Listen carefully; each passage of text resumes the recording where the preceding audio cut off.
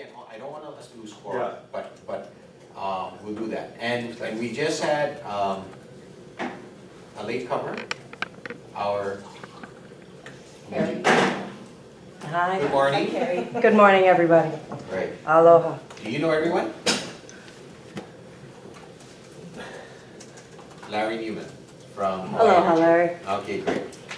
Okay, so what and again, I think you'll find the presentation very interesting. So what we're going to do, and this is directed to the commissioners, what I want to do is item 4 is we need to review and approve the minutes of March 4th.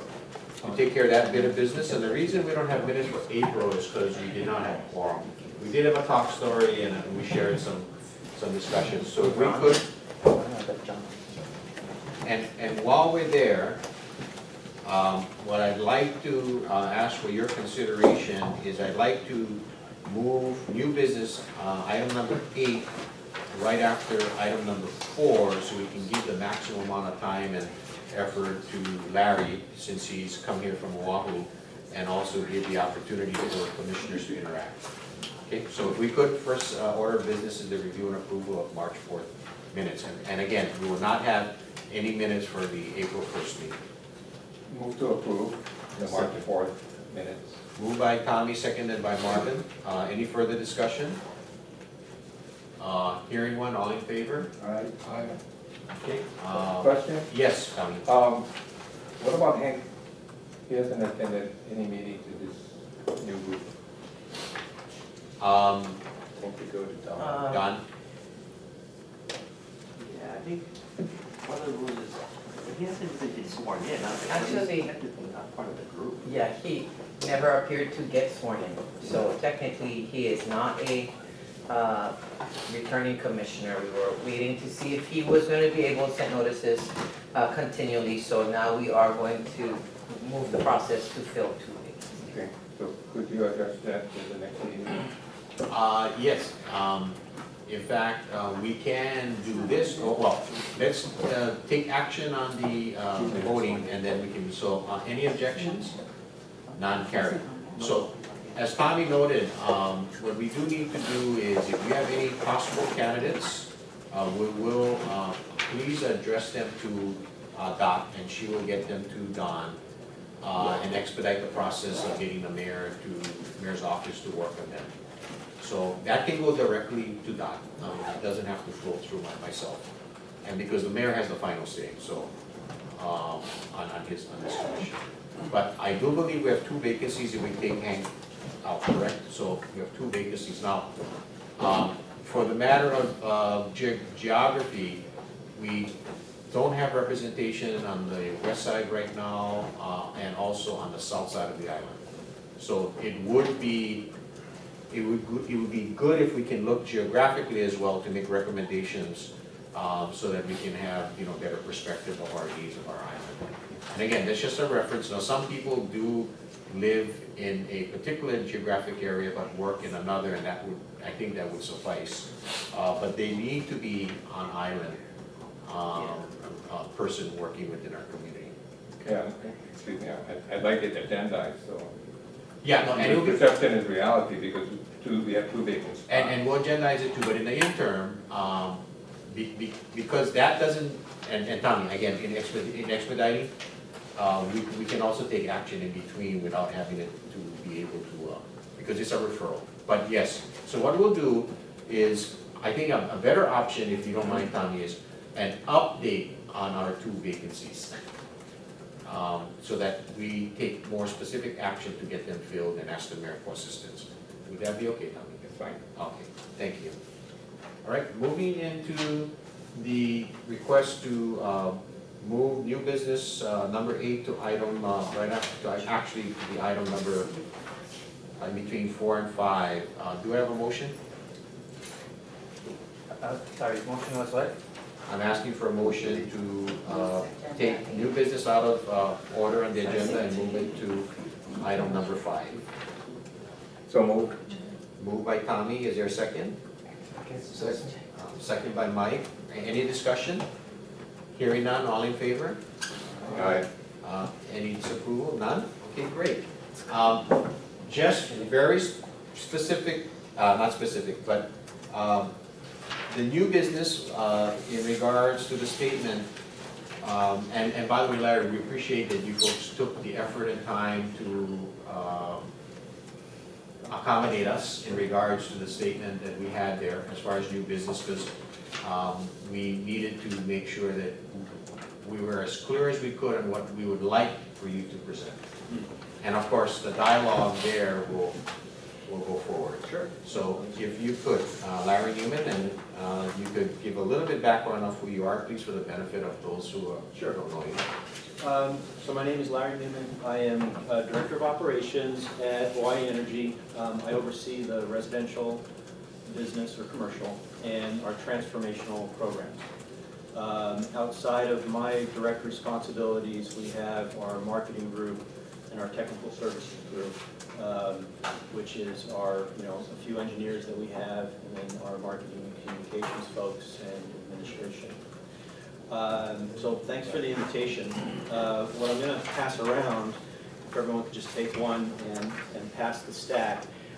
I basically, we got this request Friday afternoon, and I put together what amounts to a mini biannual report for activities in Hawaii County. I believe there should be copies for everyone, and I did create an electronic copy with a few minor revisions for the record. So if I could, what I'm going to do is quickly go through this document with everyone. Feel free for the public to get a copy as well. So right off at the start, I've left everyone a link to our website, and every public, our contract, annual plan, annual reports, monthly reports, everything is available on our website. What is contained in what I've passed around provides more detail specific to Honolulu County. So I'm going to begin with a little background information to level set with everyone. The chair was interested in contributions to the public benefit fund. So this first table, Did you say Honolulu County or White County, sir? a specific context to this county. Okay. Yeah, sorry. So the first table here are the contributions to the public benefit fund in PY 2012. So that's last year. So we can see the dollar amount and the relative distribution by county. The next section, second half of page 1, is a high-level view of where Hawaii Energy spent the incentive funds by county. So the first table there, Hawaii County, the target was to spend approximately $3 million in direct incentives to the county. This mechanism is determined by the Public Utility Commission. We work with the utility to estimate what revenues are going to be by county, and then by contract, we are given island equity targets to meet. Quick question. Yes. Is that, I remember when we first got the contract, is island equity a metric that matters? In other words, Yes. it has become a metric that you get an incentive on. It has always been. Okay, but when we first had the contract, it was kind of one of those, I can go on Actually, this yeah. later. It was not a metric that mattered as far as performance bonuses. Yeah, it is Correct. It is today. It is Thank today. you. So at the beginning of every contract year, part of our contract stipulates the target of spend by county. So in PY 12, you can see the target was 74% of the incentive spend should be in Honolulu County, 12.6% in Hawaii, and 13.2% in Maui. That changes every year when the contract is renewed, extended, defined. Larry, I'm sorry. For the benefit of Larry and continuity of his presentation, if you could wait till he's done and then ask, I'd appreciate it. It'll just flow faster. Also, I makes try you- to be very thorough. No, and it also keeps you centered as well, Larry. So it wouldn't, but thank you, so as a courtesy. Thanks, Larry. Okay, so at a high level in PY 12, Hawaii Energy spent close to $5 million in the county of Hawaii. So we went past our target. Hawaii Energy, as part of the contract's incentives or awards, I'm trying to think now, it is, percentage of our revenues is held back by the PUC, basically. And if we meet our targets, we get our holdback back. There is a little bit of upside in the contract, but those metrics are limited to energy only. So if we don't meet island equity, we forego $70,000 in revenue. And in PY11 and PY12, we were not awarded our award, for island equity, because we went above the 20% mark on the neighbor islands. So we did too much on the neighbor islands.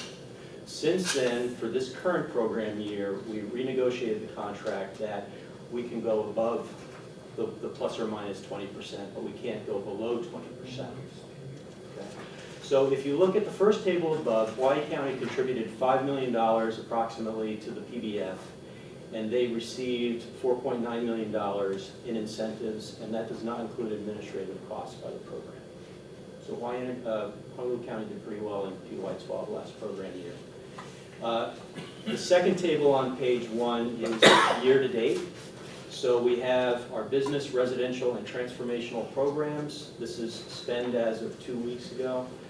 Year-to-date, we've spent about $2 million here on the Big Island, and that accounts for about 12.2% of our spend, and our target is 12.6%. So we're running pretty well to plan.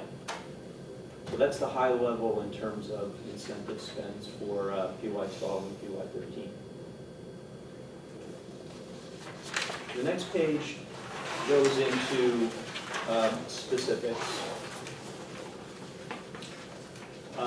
The first table here is just a view into rate codes and where the incentives were spent. So well over 50% of the incentives went to the residential sector on the island. And throughout this report, what I've provided is the incentives, the first year savings, which are kilowatt hours. Here is first year savings, so in terms of dollars, at an effective rate of about 39 cents kWh. And then that's to give you an idea of the payback. So for example, in that first table, 4.3 million in incentives saved the Big Island nearly $8 million in first year energy costs. Okay, so residential offerings, this is a quick review by program, so hopefully you'll get a little more familiar with some of the categories of offers that the program administers. The first is lighting. So Hawaii Energy spent nearly $400,000 incenting CFLs and LEDs. A lot of this goes through the big box stores. It's an upstream program, Costco, Home Depot, etc. But we also work with smaller stores like KTA. Often we have to offer a little higher incentives for manufacturers to make it worth their while to place product in these smaller retailers. But it's important to get the reach where the people are. Okay, so about $400,000. By and large, lighting is the big saver. Next is water heating. This section here was reporting our standard main solar water heating program that was started 16, 17 years ago by the utility. We offer a $1,000 rebate. When Hawaii Energy started, it was ramped back to $750. We did some sweeteners, and for quite a while we had a neighbor island special which added anywhere from $250 to $500 more per system for both Maui and Hawaii counties. This is offered through our participating contractors. So 343 solar water heating systems received this rebate. You can see that on average it's a little north of $1,000, and that's because of those neighbor island specials where for a limited time we offer $1,250 for a system. We also work through a number of lenders for an interest buy down. So the participant has the option to just get the instant rebate, or they can work with a lender. And the idea is, with that incentive, the interest can be at or near 0%. And it's usually a 4 or 5 year loan. And then finally, the heat pump water heaters, those are incented and purchased through your retailers. Now, there are other incentives, you know, washing machines, refrigerators, things of that sort. I just, to keep things brief, listed them and put them just as various measures. Those are all through retail. The notable thing on page 3 is what the program's been doing with residential hard to reach. And we were actually fortunate to work with Betty Wagstaff at HCEOC. And we touched base with her, and at the time, she had received I believe, a USDA grant for retrofitting homes with PV and solar water heating. And Y Energy's mandate is efficiency. We to date do not have any involvement with photovoltaics or net metering or anything like that. But we did want to find opportunities to put more money into the neighbor islands, and she was able to tee up in-need families starting in PY11, and we were able to facilitate and fully pay for over 200 solar water heating systems for these families. The way that it worked was, and the timing was good, Betty had set up contracts already with participating contractors. So, the contracts were set up, those mechanisms were set up, and we just needed to just apply what we do at the program every day to this specific opportunity. So in PY12, we were able to retrofit 165 families with solar water heating systems. We continue to do a little bit of that here. There's been some changes there, so we're trying to lay the groundwork again to continue to work with that organization. And it's taken a little over a year, but we've started to get a little traction with MEO in Maui, so that's all good news. We have quite a bit of latitude, to manage the portfolio. So as long as the portfolio is going to reach its metrics and overall be cost effective, we have the flexibility to spend these funds. That's a quick synopsis of the residential incentive portfolio on the Big Island. The next, we'll switch to our business offerings. So with business offerings, we have standard prescriptive incentives. In PY12, we helped around 200 businesses. These are things like lighting, motors, pumps, HVAC, which is often split systems, some chillers once in a while. And building envelope improvements are typically window tinting, a little bit of cool roof technology. So about $500,000 was spent. And the units there are just specific measures. It's not discrete businesses. The program has customized incentives. If there's an opportunity to save energy, we have an incentive for that. It's usually just a cost per kWh. It may involve pre and post metering to verify savings. The technologies may be the same as the prescriptive, the standard incentives, but often the base case is not typical. And that's why we need to actually measure savings. Probably most notable and of interest is the Small Business Direct Install program. This is funded out of 2 budgets within our program. One is targeting small businesses and the other one targets restaurants. So small businesses by definition are Schedule G, or 5,000 square feet or less. And restaurants, if you're a restaurant, you're a restaurant. So here is a summary of the PY12 activity. About $700,000 incentives was spent with a little over 200 businesses. This includes labor and equipment. And I've been skimming it over, but when you get a chance to review this again, if you look at the incentives in the first year savings, that gives you a simple payback. So for example, business efficiency measures, about the first table under business offerings, you can see that there's a simple payback of almost 3. So these are really cost-effective projects. It's a really good investment. But that's just the incentive portion. Participants have skin in the game as well. And then finally, at the bottom of the page, we did a little bit of energy studies. So it may just not be equipment that's being installed. Sometimes participants will come and say, you know, we want to hire a consultant to do an energy study on our facility to assess the potential. So we have programs in place to underwrite that. Typically, it is up to 50% of the audit. We will pay 100% of the audit if the customer commits to reinvesting the amount of the incentive that we provided into short payback opportunities.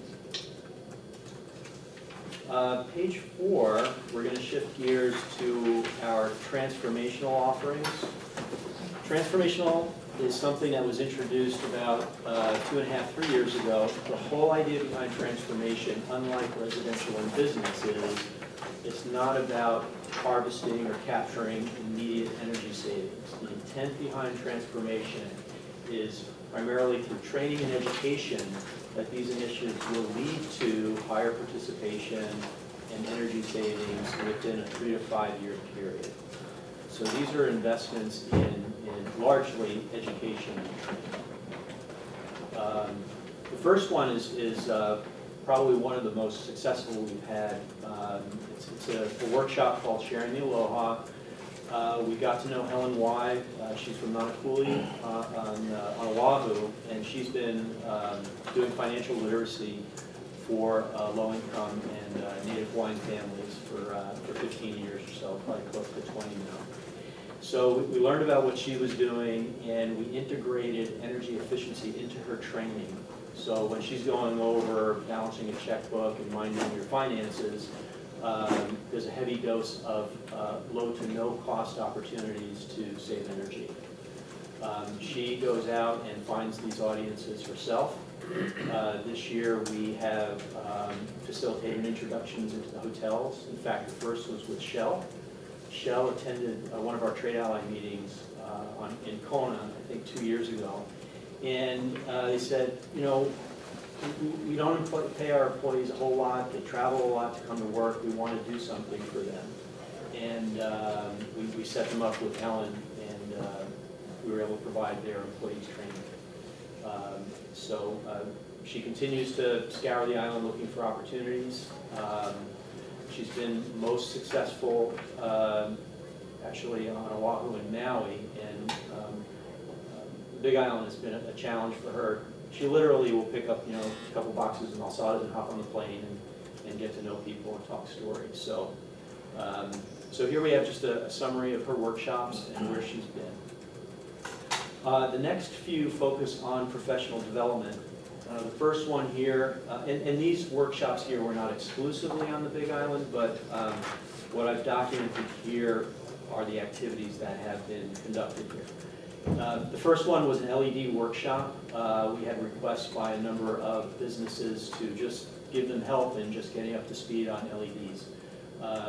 Last year and the year before that, there was a groundswell of, it's almost like a landing party of LED salesmen, you know, came and had great stuff to sell, and customers really didn't know what to make of it all. So we put together this workshop with Stan, who's from Maui, with a technology vendor-neutral training on LEDs.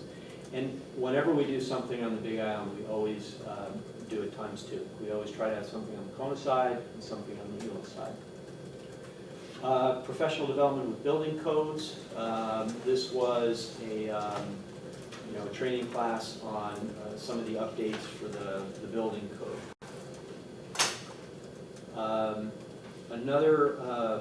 The last one here is focusing on teachers. So most teachers don't even know what a kilowatt is or a kilowatt hour is, so how do you get into schools and start getting students more conversant in energy? This program provides curriculum, training methods, and activities in addition to kits that teachers can bring back to their classroom. You can see from PY12 to PY13, the Big Island saw a big jump in participation. And that's because the best way to get teachers to come is make an impact with some teachers, and then the word spreads. We will have a teachers advisory board meeting this June on the Kona side. That is going to be at least 8 up to 12 teachers that have participated to help us brainstorm about how this is going to be improved in the coming program year. Next page, page 5. This professional development course, which is actually happening this week as well, we've done last year and this year. This is about selling efficiency. So there's a company out of San Francisco, the fellow's Mark Jewell. He provides sales techniques to sell energy efficiency. So what we're trying to get are basically our existing and future allies that work with businesses to help make the business case for efficiency retrofits. And then other smaller transformational offerings that have been conducted here, but also on Oahu, but have had Big Island participation. Community-based social marketing. We supported this to help people get a common terminology and mindset around working with communities in and around issues of sustainability. The University of Hawaii system kicked off an annual sustainability conference 2 years ago. They've since had their second one, and Thursday evening we are hosting UH leadership with the commission and Mark Jewell, just trying to get energy on the top of their mind. The last one, which is a real interesting and promising development, has been our work with Kupu. They have a RISE program. It's difficult to manage interns, and our corporate has policies with interns and stuff. So we've worked with Kupu, who's done a very good job. We've supported 6 interns, 2 on Oahu. We have at least 1 here, I think 1 part-time here as well. But her name is Megan. She's been here on the Big Island doing a great job. And they do about 15 hours a week for us. And that includes professional training and mentoring. But for us, they've been doing inspections for our small business direct install program, so help augmenting our staff, and also doing research in the agricultural sector.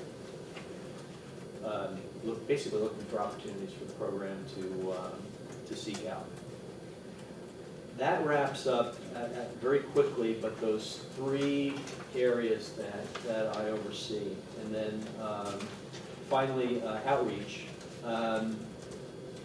CFL exchanges, the first ones that we did started in PY10. Caroline Carl, who was the Big Island specialist here for a number of years, started at the Kahala Center. That's how she learned about Hawaii Energy. So her experience there, we got to know each other. She came and worked for us. And so in PY10, we did about 20,000. In PY11, we actually subcontracted Blue Planet Foundation. We're a small organization, but between Hawaii County and Maui County, Blue Planet went out, recruited, I think around 55, primarily schools, public schools, and then some community organizations. And all in all, we did about 65,000 CFLs, and that's in exchange for an incandescent light bulb. On the Big Island, we did about 40,000 lamps there. And those organizations got 50 cents for every CFL they swapped. So the winner from the Big Island, I think, raised about $7,000 for their organization. We took a breather in PY13 with the CFL exchanges, and Caroline's done a great job in basically streamlining that process, that it's not going to be just one big initiative anymore. As communities call us up and say, hey, we'd like to do a CFL exchange, we've arranged to have inventory on hand, logistics, all that kind of stuff. So we've got a couple organizations that have expressed interest on the Big Island. But we're just going to get to PY14 before we roll that out. We're really close to wrapping up here. Program outreach events. These are formal outreach events by the program, supported by our marketing and outreach. Think, pack up the tent, pack up the boxes of swag, fly people to a community event, have a table, etc. This summarizes the events that we have attended, and this is where I get into the revisions in the electronic copy I submitted, because the Health Fair is a repeater. We've done that in 2012 and this year. Girls Exploring Math, that touches, that engages like 400 fifth grade girls. We've done that last year and this year. Hilo Earth Day and the Ocean Fair we've done this year as well. So, all in all, we're reaching, estimating, 1,700 people or so. And then what I have following that is just the initiatives of our specialists. So we have Shanda Durnford here. She replaced Caroline Carl. She's at an outreach event today up in Waimea. She texted me, said, over 100 businesses have showed up, so I'm not going to talk to her this morning. Just stay focused and make yourself known. Caroline mentioned a number of things, and I point this out because this is a great example of when the county opens up doors, within their capacity to do so, we're able to make some inroads. So all these meetings are basically something like what I'm doing today. So Caroline would get a connection, come in, be able to introduce the program, talk about what we do. So I've listed those here. And then outside of Hawaii Energy, under the notable community outreach efforts, Hawaii Energy is a program. The company behind the program is Leidos, it's formerly SAIC. And they're a very big proponent of STEM. So they encourage Leidos employees to volunteer to mentor the STEM schools. And with each school, Leidos makes a contribution on the order of $1,500 or $2,000 for each mentor that volunteers. Our office had, I want to say, at least 5 mentors at both the high school and also the junior level. We do the Lego stuff. So Caroline and Shanda have been volunteering with West Hawaii. That's basically it. What I have wrapped up with here is just a few thoughts on moving forward. We've done a lot, there's still a lot more to do.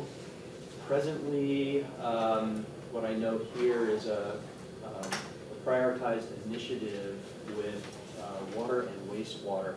And what I mentioned here, and I brought a couple copies, was a water and wastewater energy management best practices handbook, specifically written for Hawaii.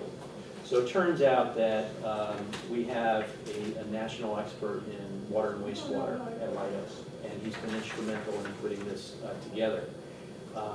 We were able to meet with Clyde last week, and this week we just approved an incentive of $65,000 to move their energy assessment plan forward, so that there's a solid foundation to tee up energy efficiency opportunities with the Department of Water Supply.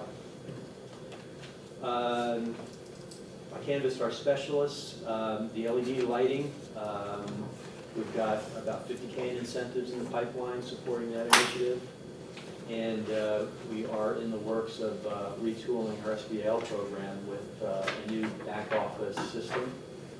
And we'll probably be reaching out to recruit more contractors at the beginning of July 14, which starts July 1. Finally, for those that don't know us, we're just an organization of 35 people.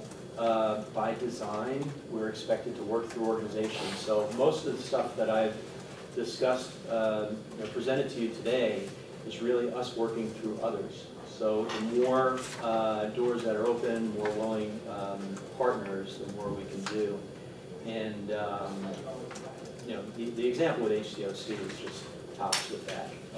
They did a great job helping us impact the community. So I close with a little suggestion about getting efficiency on par with all the other Hawaii's a hotbed of renewables, grid, you name it. But when you get a chance to read through this again, take note of those first year dollar savings relative to the incentives. And for some heartfelt feedback, page 7 is just some customer testimonies from HCOC. as a result of helping those families with solar water heating systems. So I've prepared. Open to any questions? Can we follow page by page so that? Oh, sure, with And as we questions. go around, so. Good suggestion. If I could, Tommy, I just have one disclosure.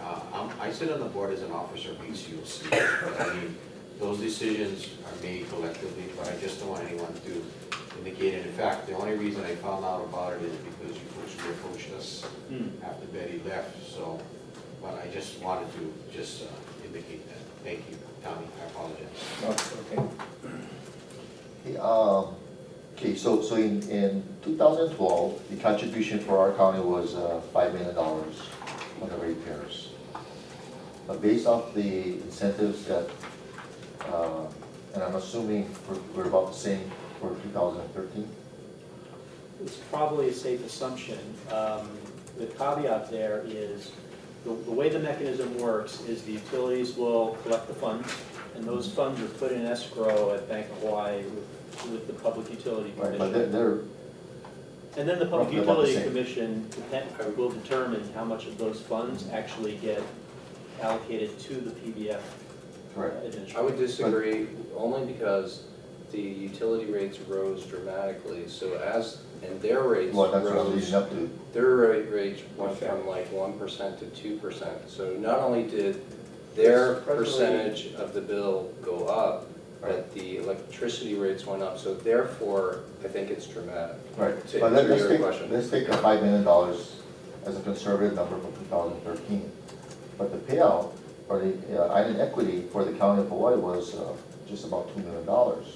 Where did the rest of the $3 million, is that carryover or Which table are you referring to for the the 2 bottom, million? or the bottom table? That's year to date, so that is of 2 weeks ago. This is not the year, This has, is island equity 2013, which is almost done. yeah, So- two responses to that. So the first is, the year's not complete. We are forecasting an incentive surplus overall across all counties around $2 million. So what we don't spend, we don't use, goes back to the PBF fund. And then it's up to the Public Utility Commission to determine what and how those funds are used.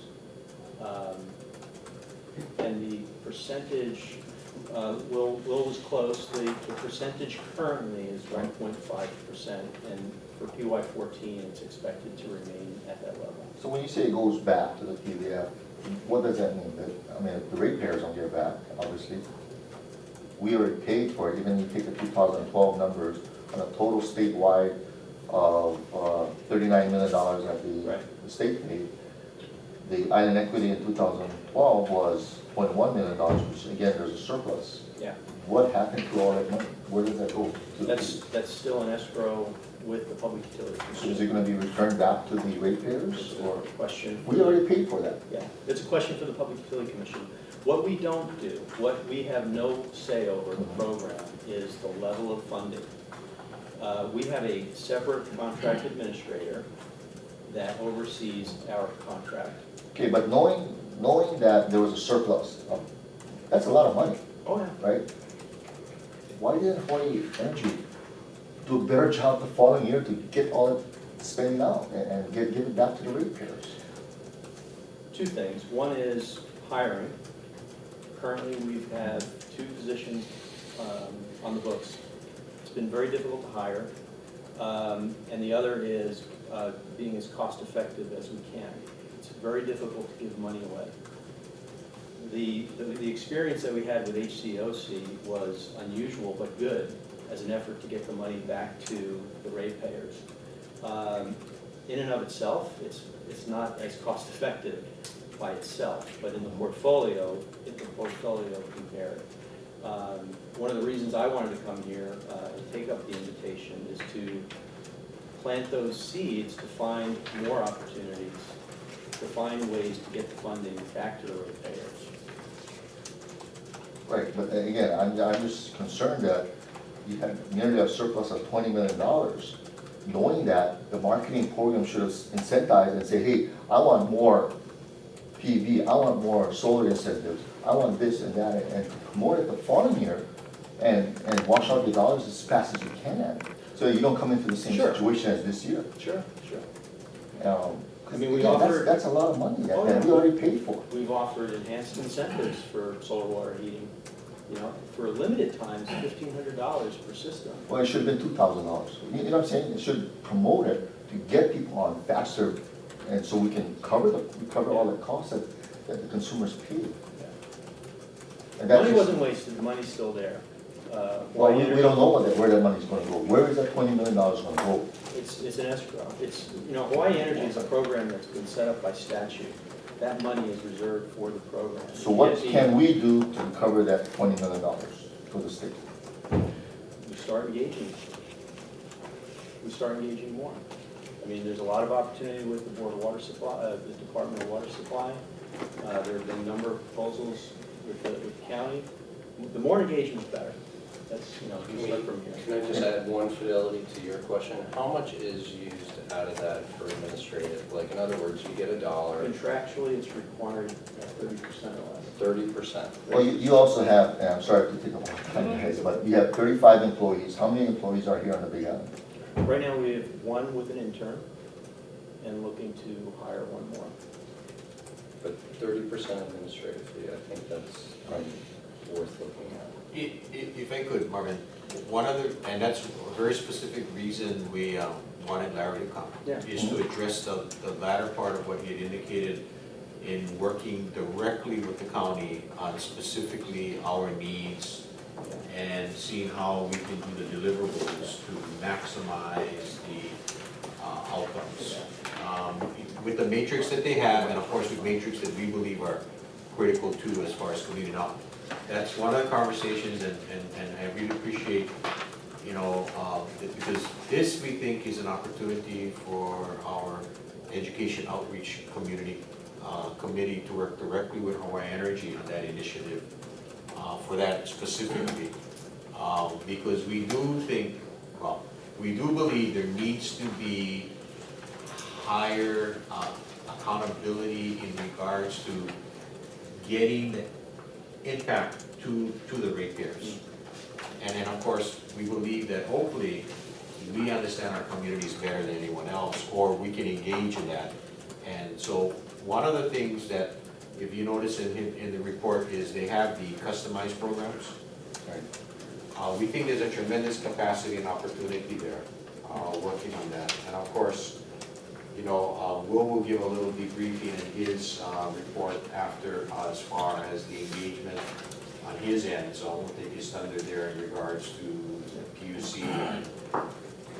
And so what we're working towards is, you know, yeah, I mean, I think there's an issue brought up about, yeah, we wait and we may wait forever. And so the concept here is, let's look at what we have and see how we can work with what we have. So that being said, I don't want to take the time and energy away from the other commissioners because I know there's other questions. Well, and we can have one more question. And I know Tommy had mentioned about staying on the first page or going by pages, but this comes back to knowing that there is a surplus. There's a manpower or staffing concern, equity for the Big Island. But when you go back to page 4 on the sharing of the aloha and the intention of the program of taking care of low income to Native Hawaiians, etc., why isn't Puna and Kau on this map? Why aren't the communities? Why aren't there any attention on these areas? This is the reason why I wanted to come here, and the reason why it's so important to make connections in the community. That's why, you know, Helen has been effective where she's made relationships. And that's really just trying to get to, I mean, the program has been around for 4 years. It's just, there's no reason other than making those connections. If you know people in those communities, facilitate an introduction, and workshops could be happening very quickly. Yeah.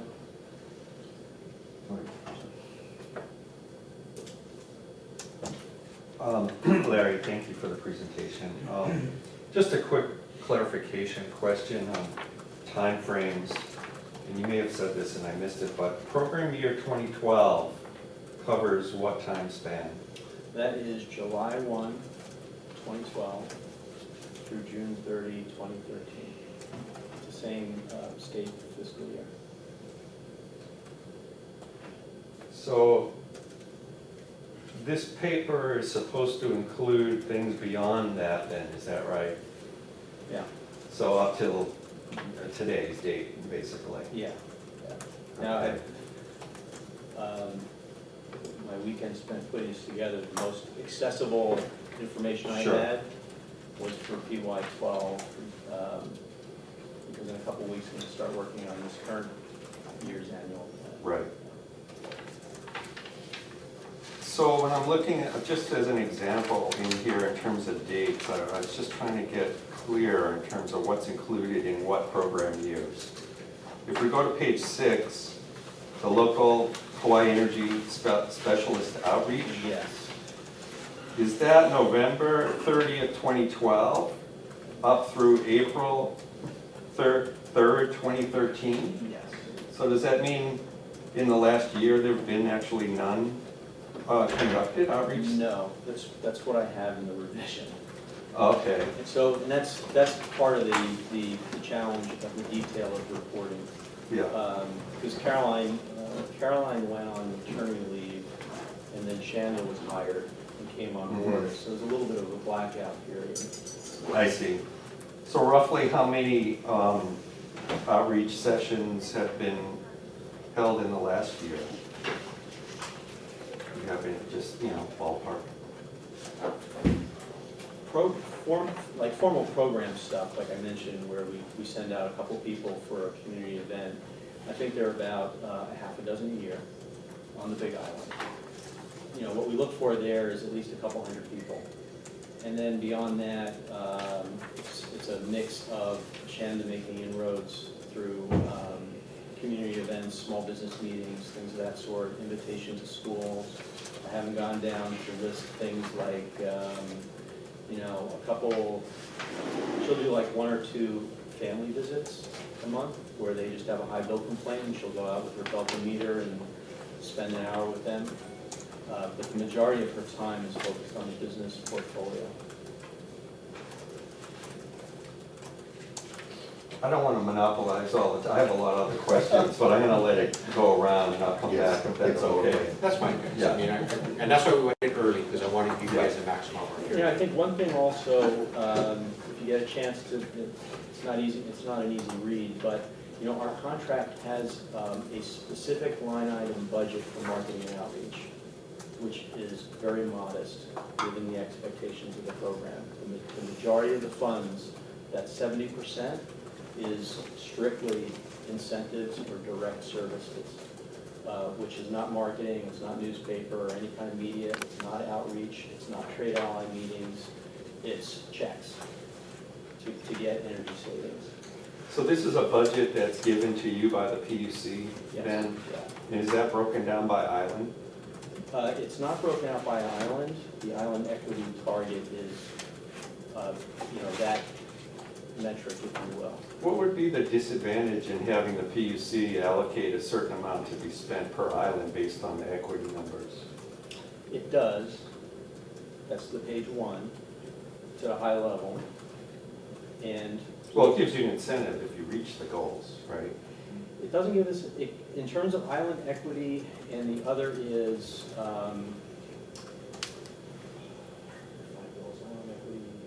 the island equity is part of getting our holdback back. So out of a potential of, I think, $9 million in revenue for the whole program, it's in the contract, and it's available online. There's a $700,000 holdback. So this is we invoice the Public Utility Commission every month.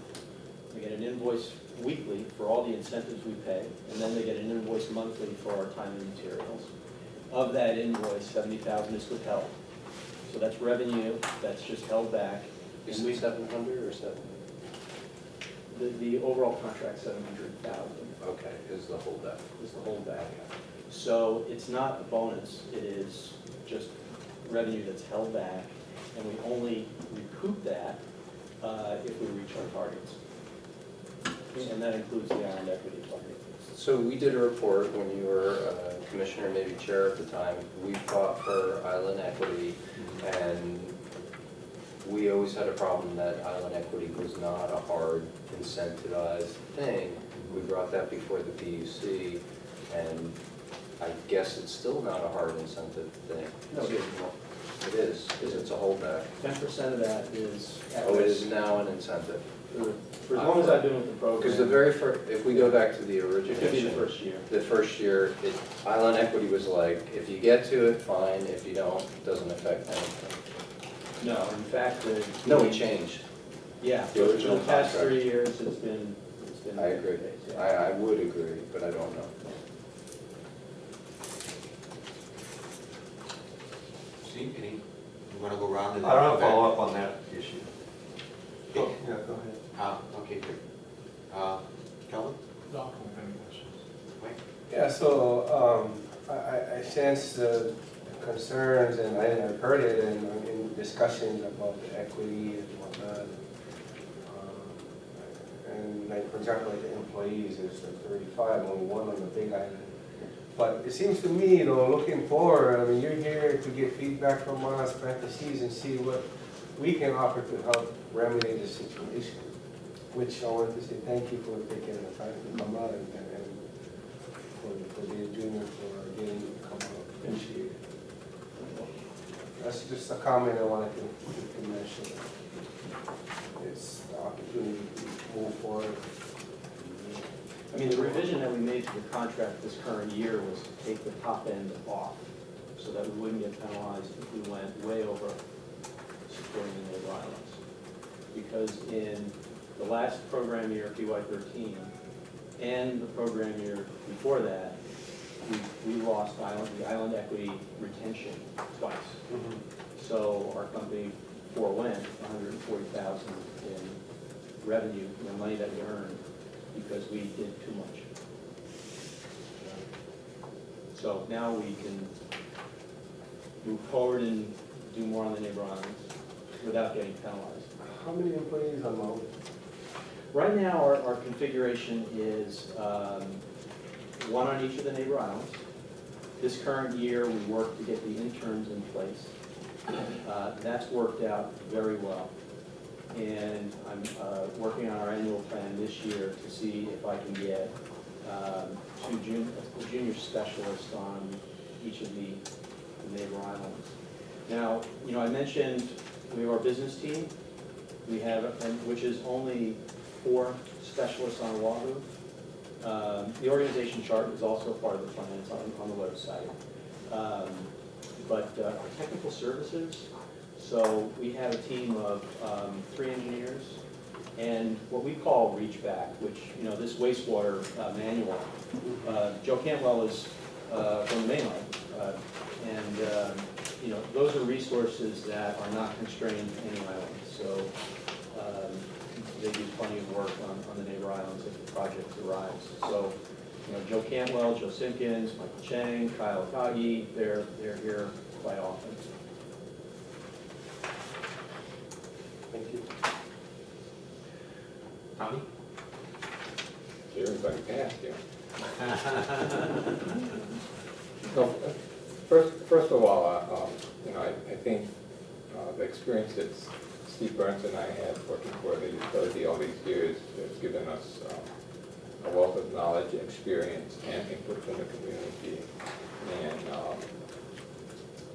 Island Energy, or Hawaii Energy, could reach out to us. So it's an open invitation today, after all these years, to reach out to us as an island resource. And not to forget people who participated in our integrated resource planning process, like John here, who was diligent to ensure that the input from the community was well heard. So again, you know, you need to find out who in the community can provide the necessary content. You coming in like a consultant coming in sometimes, so it's not always welcome in all of the communities. So you need to have someone there that Oh, absolutely. helps lead in. Absolutely. And, though Helen does a good job, we would prefer somebody on island be, the host. So it's human nature, anytime you have someone coming to your community, you want to believe them, but you prefer they were a part of your community as well. And so when you start talking about like a junior representative being here on island, we would appreciate that, because I think members of the previous commissions have strongly voiced their opinion that the county should be doing more. And the county should be appropriately staffed. So again, although you have two people like Chandra out there, it's only one person. And administratively versus actual field work and covering a large island is very, very difficult. So we'd like to see a lot of things done, again, because I think we represent all of the ratepayers here to see that they're getting the most for their contribution. Sure. Although it may appear like a small percentage, I've been on the collection end and also on the very difficult end of explaining to people why about all these charges. So again, we can serve as a resource to you. And when you reach out to the community, make sure that you have somebody from the community there that is your host. On any particular programs, I think we'd like you to do more for the hard-to-reach customers, especially the residential customers. I think it's particularly important that we spend the time to educate you. I know that the PUC has given you stretch goals, but again, if we expect them to make wise and efficient decisions, we can't just throw money at a point of sale or advertise. Oh, agreed, Yeah. agreed. On That's specific- why money is spent on like the solar water heating systems, for example. That's a direct install opportunity rather than, advertised solar water heating as an example, yeah. And, if you go to page 2, I think even the residential offering on your CFLs and LEDs, there's a low-hanging fruit. Yeah. And, we need to move on beyond that, but we need, like point-of-sale displays, which shows you how to replace the downlight. Something as simple as that will make it easier for people to say, okay, fine, I can go out and purchase the LED. And it doesn't help when you refer to smaller stores like KTA. Again, language is really important to all of us here. And if you're going to talk about retailers, it's big box retailers like Costco, Home Depot, and Lowe's, and not refer to KTA like smaller stores, because KTA has the law of its shoppers. Okay, so we need to recognize all these things that become important. And with the focus on PV today, if you move down, solar water heating is taking a back seat. But if 40% of our community is renting homes, how are they being really served? Is there programs to help landlords and renters? So, And these are just examples I'm throwing out that can be further explored. Adding incentives, working with contractors. Solar with PV that can be accommodated, and what are the best options?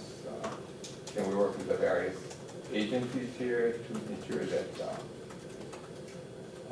all segments of our community are served appropriately?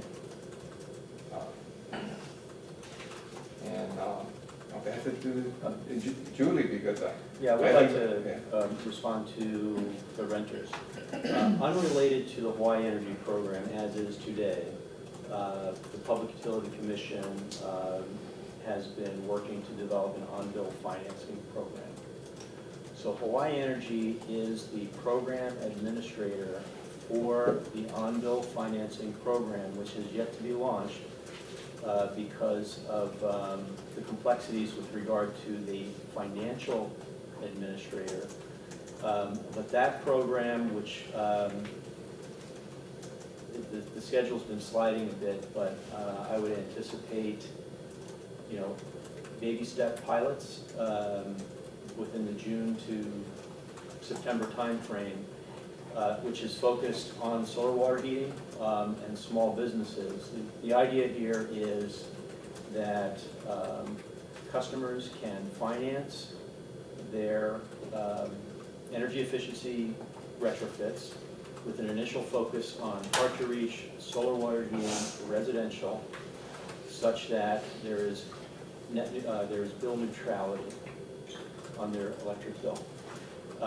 What we're waiting to find out from the working group is what the money's going to look like, whether or not the financial administrator is going to be able to attract the investors to put the money in the pot to get this stuff financed.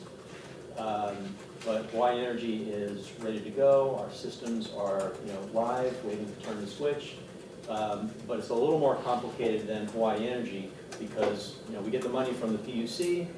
Well, actually, we don't get it. We have to invoice for it, and we get reimbursed, which is a whole other point.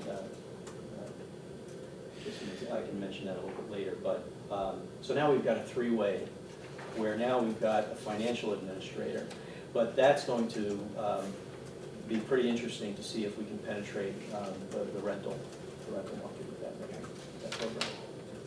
And to go with ongoing discussions we've had is that the ratepayer has been paying into this fund for some time and has received some benefit.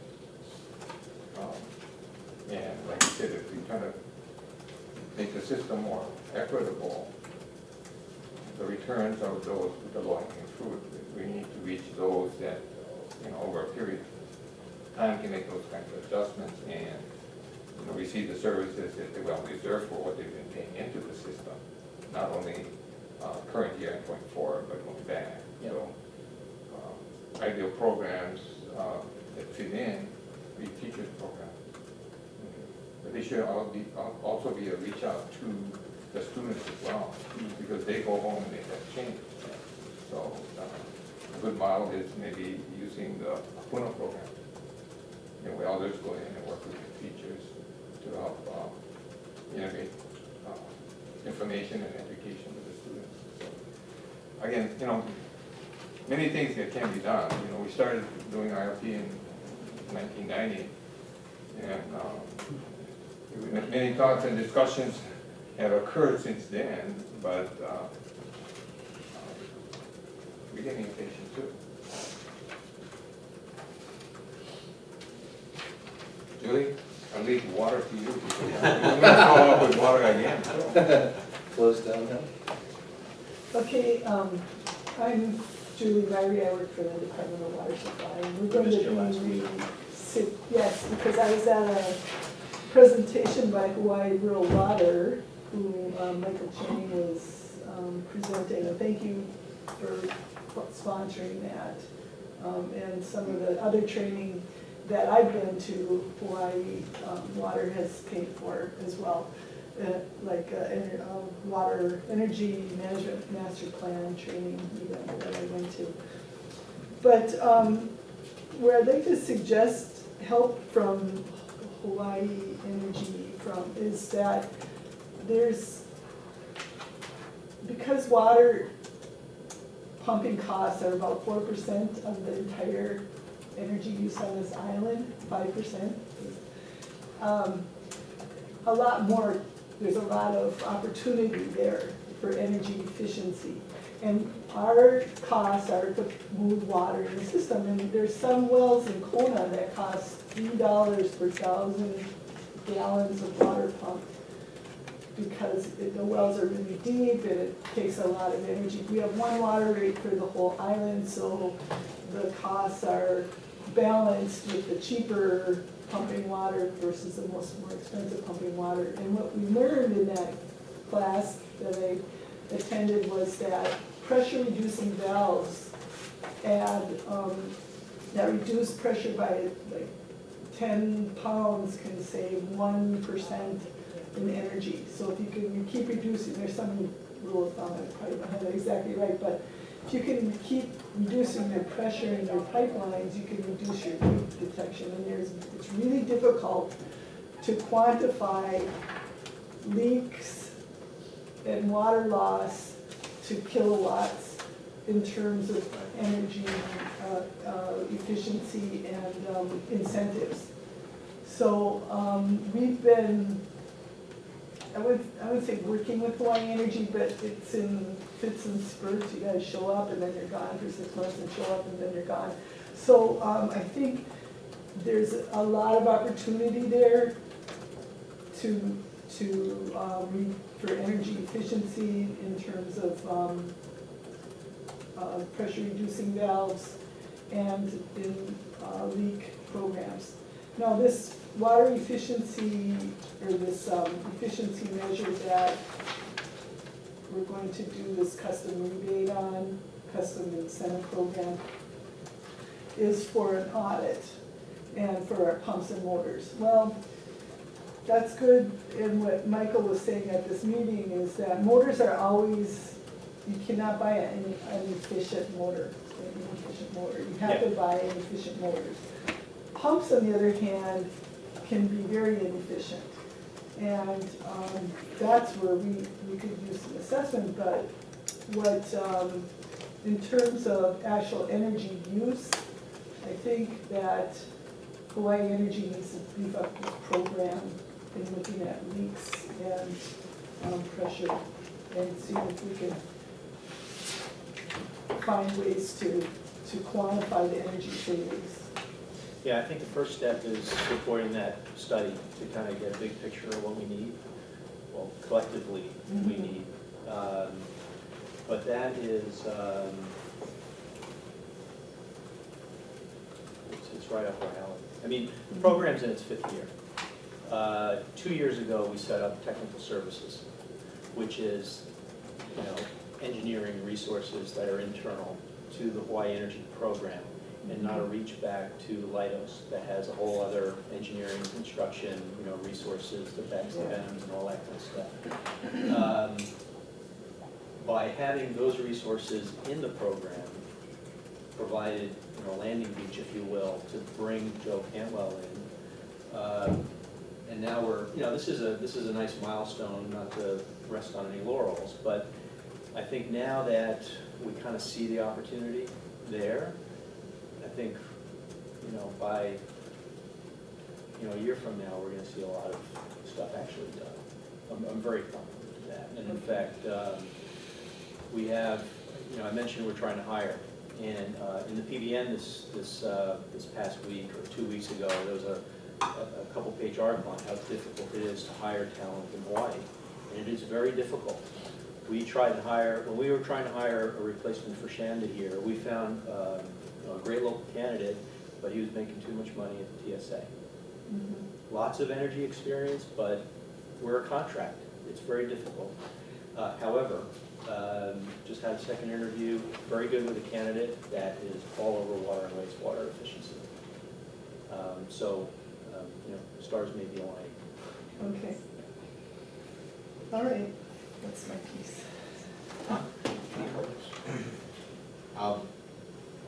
Well, if you could, only because this is a unique experience, and then what I'd like to do is just make sure before Mike leaves, this is exactly what Tommy indicated is what we would like. We'd like actually an MOU with Hawaii Energy, with Hawaii County. I mean, we want to be a stakeholder in establishing the continuity with Hawaii Energy and our ratepayers. From my mind, Tommy, and maybe John, I see this kind of like an offshoot of a CDP concept as far as the MOU. I mean, meaning where it's our pulley on our island to figure out what our needs are through our communities and grassroots. We gotta go figure that out. I mean, one size doesn't fit all in regards to incentives, programs, whatever they are. I'm not saying, I think the general scope we're on concurrence, all of those combination of things are needed. It's how they're delivered and, and even in regions, for example, Puna is so big, but there's reasons maybe there's more specificity in South Puna. There's more specificity in off-grid residents. I mean, again, I think we gotta inclusively, holistically look at the whole concept and then try to decide how we're gonna be able to work it out. So from my perspective, what I see as an opportunity, working with our education outreach community committee, is establishing that formal MOU. And again, we're prepared to take responsibility for our Kuleana, our island. It's just we need a say in that stakeholder, being part of that stakeholder. So it's a little more difficult for the ratepayer to directly converse, but we can offer I think, a venue that has capacity for that to occur. And same as you, I think, prepared to us, we have issues in residential, we have issues in business, and the whole 9 yards. I mean, it's, I don't think there's any question that those segments are well thought out. It's now on how do we actually deliver. The other capacity within that MOU is, it seems that we need to learn more, and Will has done a good job with the PUC and education on what the PUC thinks we need, and how we need to make sure that our voice as a county is heard to allow us the flexibility to work with the provider, which is the energy efficiency contractor, to more diligently get what we need. The other thing too is, and Margaret brought this up, I'm interested to understand if there is surpluses from previous fiscal years. I'm also interested to understand if the PUC actually considers, and Will, this is for you, a social equity scenario. In other words, as a percentage of our, what we pay, our kilowatt per hour is one of the highest. Now, that inequity is due because of the system that serves our island. So the reality is that there is social inequity in that. And of course, there's been discussions of a state rate and all those other things. But that being said, how do we understand that there should be some social equity in regards to this formula, where there are times that the needs of outer islands will have more than the island of Oahu? And is the PUC taking that into consideration? We have a word for that, it's called environmental justice. Thank you, Jen. I appreciate that. And maybe I'm attempting to stay politically correct in the regards to the frame, but you're right. And so, as a society, we have to be cognizant that we have to look at it in totality, and there is opportunity. So again, I think there's tremendous capacity. Now, working, I think, with this concept of this MOU, not the concept, it gives more leverage for, I think, the entire state to let the bureaucrats think again is good for us. And yes, I do concur the PUC is the regulatory body, but they're appointed by our legislators and, recommended by our governor. So, although they're an independent arm, there are 3 people that represent, 1.2 million people? Kind of tough job, in my perspective. And not to say that the system that we currently have is unfortunately antiquated, and it is broke. And again, it's, I think, the complacency we've taken sometimes as saying it's the other person's job, or it's too big to tackle, or blah, blah, blah. But let's take a nip of it. This conversation really started with exactly the observation of the inequity in Kahu and Puna. And that's really was the thing I started with Will before I got into this commission. And I'll bring it up, although it's not related to this discussion, it's on decoupling. The people who can least afford it are the ones that are not given the opportunity to understand how this impacts them, because it impacts them the most. I mean, that regard, especially in our community. So I believe this session was more about understanding that we're prepared about solutions, but they need to be more, what's the word, Tommy, collaborative. And so there's dialogue going back and forth. And you know what, the good news is it doesn't matter if we don't agree, it's more of respecting of the disagreement to work towards a solution. I think that's really where we need to concentrate on. And it's not about finger pointing. You've got a responsibility, we've got a responsibility. The key to it, how can we work both to get what we want? And again, and I think so. What I like to do is, because we think we need to help you, meaning this commission has the capacity, because of our mayor, to have allowed it to be an intervener on the docket, which is unprecedented. I have not been able to find any other municipality of our size that actually has gone to that level. Almost, it's an ombudsman from the community to the PUC. But that being said, we have the capacity to bring these things up to the PUC in a venue that now I think they'll give more capacity for us, to listen and consider. So, that being said, the other recommendation I want to make is that because there is a window of, and all these things are opportunities, because you're in the process of renegotiating, or excuse me, contracting for your next fiscal year of 2014, 2015, the discussion today, I think, will be very key for the commission to request the mayor to forward a letter of this insight and to allow the capacity to be built. If they don't want to use the Big Island as a model, then give more latitude within the constraints of the contract as far as the workability on special programs. Maybe this is a special program, I have no concept or idea. Well, I was gonna say that there's quite a bit of latitude within the current structure of the program and of the contract to accommodate everything that I've heard. Good. And so, again, Larry, it's just that I do believe, though, as John said, is we've got people biting at the bits. Tommy says, a lot of discussion for the last 30 years, what have we had to show for it? And unfortunately, we've not had much, and that's just a sad reality. So I also do think, though, the PUC needs to be put on notice that the county is not gonna just be back anymore. I mean, we have a vested interest. I mean, the utility's a partner too. I mean, we gotta make sure they understand that it's not about, we don't want a utility. We need a utility, the model we have is not the right model. We just gotta figure out what that is, but I think we gotta start that dialogue. So we'll use what we can what we can manage right now, the resources, which is energy efficiency, and this concept and dialogue. And so the second opportunity is after this MOU is I'd like the commission to consider, and we'll have more discussion, although Mike's gotta leave in a few minutes. So these are actionable items.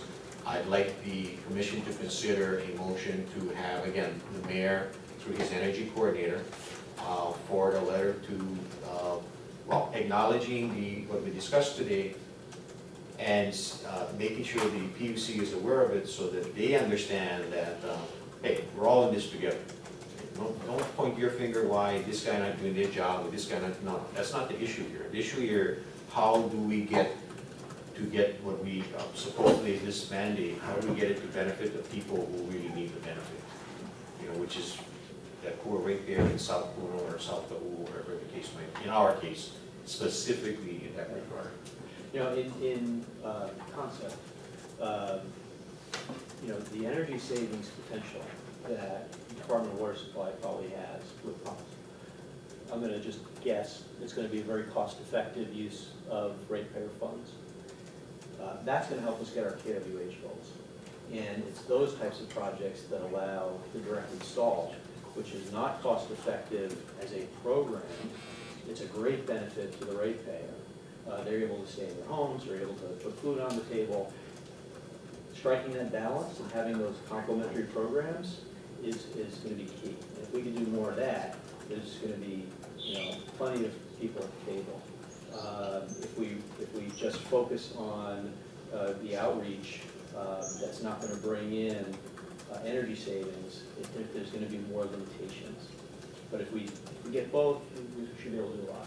So for the benefit of having us, and I apologize for interrupting, Larry, but for the benefit, since we have the full commission here, even though we would have quorum, if Mike would need to leave, I'd want it to be comprehensive, well, we all would be available to voice our opinion on these two motions. So if we could, now that does not mean the conversation doesn't continue, it does, but at least we've got, yes, Mark? No, one motion.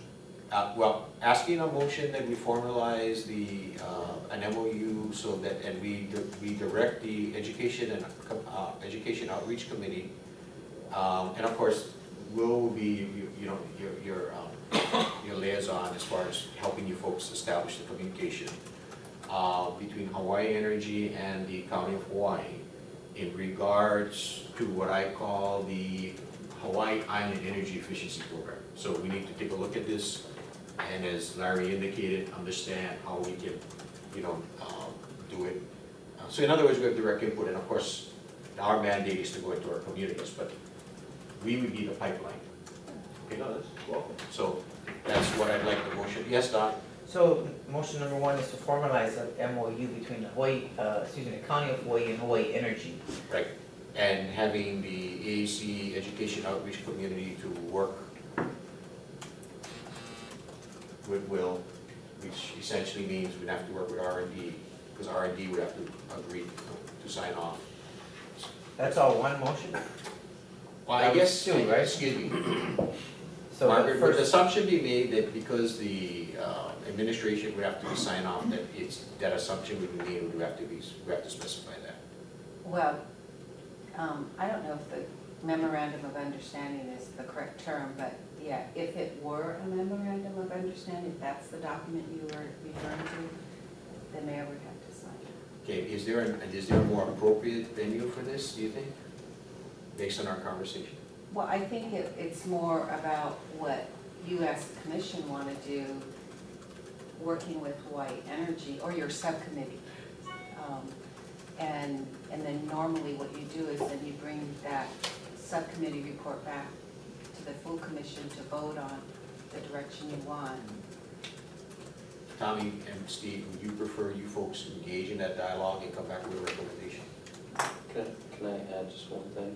The PUC is where the rubber meets the road, so you Understood. can empower me to represent the county in the PUC docket, which I am a part of already. That's the second.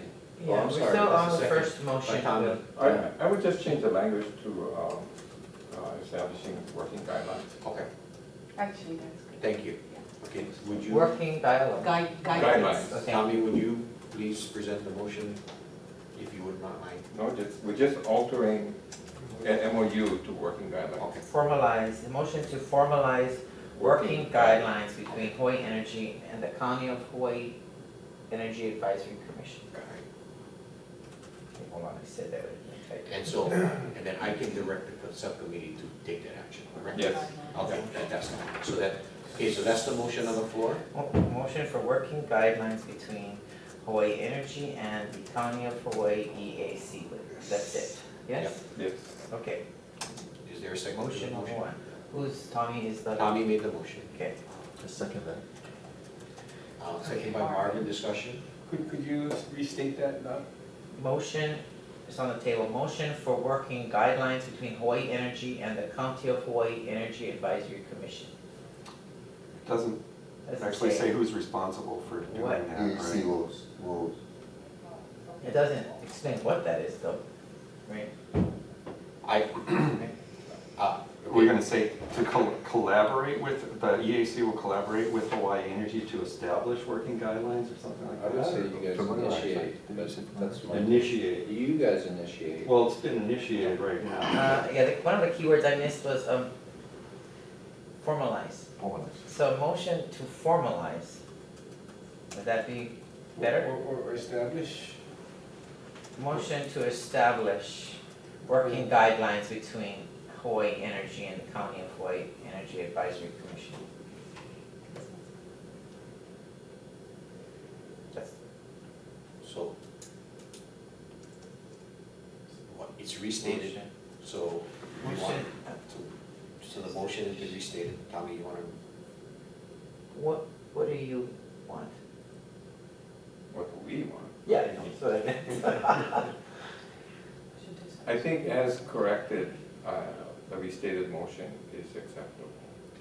Motion to establish working guidelines between Hawaii Energy and the County of Hawaii Energy Advisory Commission. So if that's the case during the discussion, could we withdraw the first motion, and the second and the first? Is Friendly that amendment. okay? Friendly amendment. Okay. And then we restated the motion, so now we need Restate a amended motion. Okay, Tommy first, Marvin second. Discussion?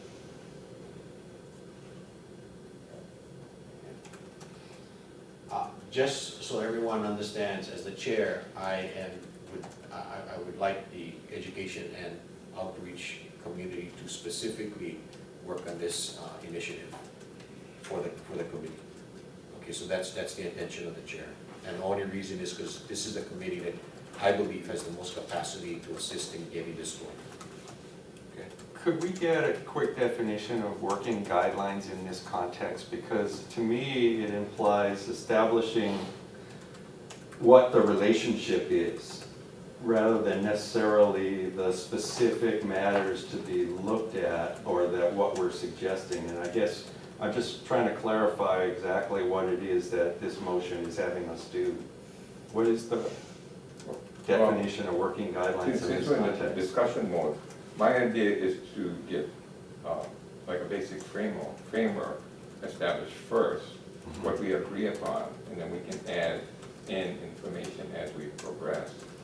Because if I just don't want a detailed document out there that encumbers either Hawaii Energy or us as the commission, so that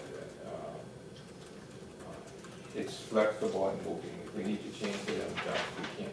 Right? If it's used as a basic guideline and it's established, then it can be modified. So I'm more interested in saying, okay, fine, what are our responsibilities from the commission and not Hawaii Energy's? Because our effort would be in behalf of the citizens and ratepayers of our county. So the guidelines are about the process of collaboration, Yes. is that right? Yes. Rather than the specific measures that we're talking about. Not to say you may not get into that. No, that's the next step, Yeah, obviously, yeah. but in terms of what we're asking for right now. Yeah. What did you just say, Steve? The guidelines are basically for the process of collaboration, Right. right? And the guidelines for collaborating, essentially, that we're gonna establish with this. Is that clarified better for you, Steve? Yeah. Okay. Are there any other comments or discussion on this motion? Yes? Yeah, I would just add that, our planning cycle is, currently underway. It's a public process, the plan gets submitted to the commission, it's been put out for public comment. So, It's currently up. it's not currently out yet. We're still awaiting our explicit goals from our contract manager, but, before that plan is blessed, it goes out for public comment. And, I'm looking at this as just, you guys are taking a good initiative to try to contribute to that plan.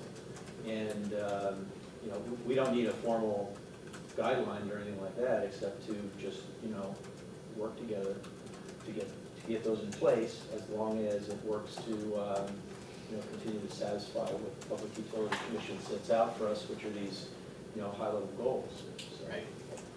When does that get released to the public? Excuse me, Steve. If it's a matter of additional discussion, but we're in concurrence with the motion, I'd like to take a vote only because we're gonna lose Wayne. I mean, I'm sorry for No, it's that, okay. but is that okay? You got quorum right now? Yeah, we got quorum. Okay. You don't want to?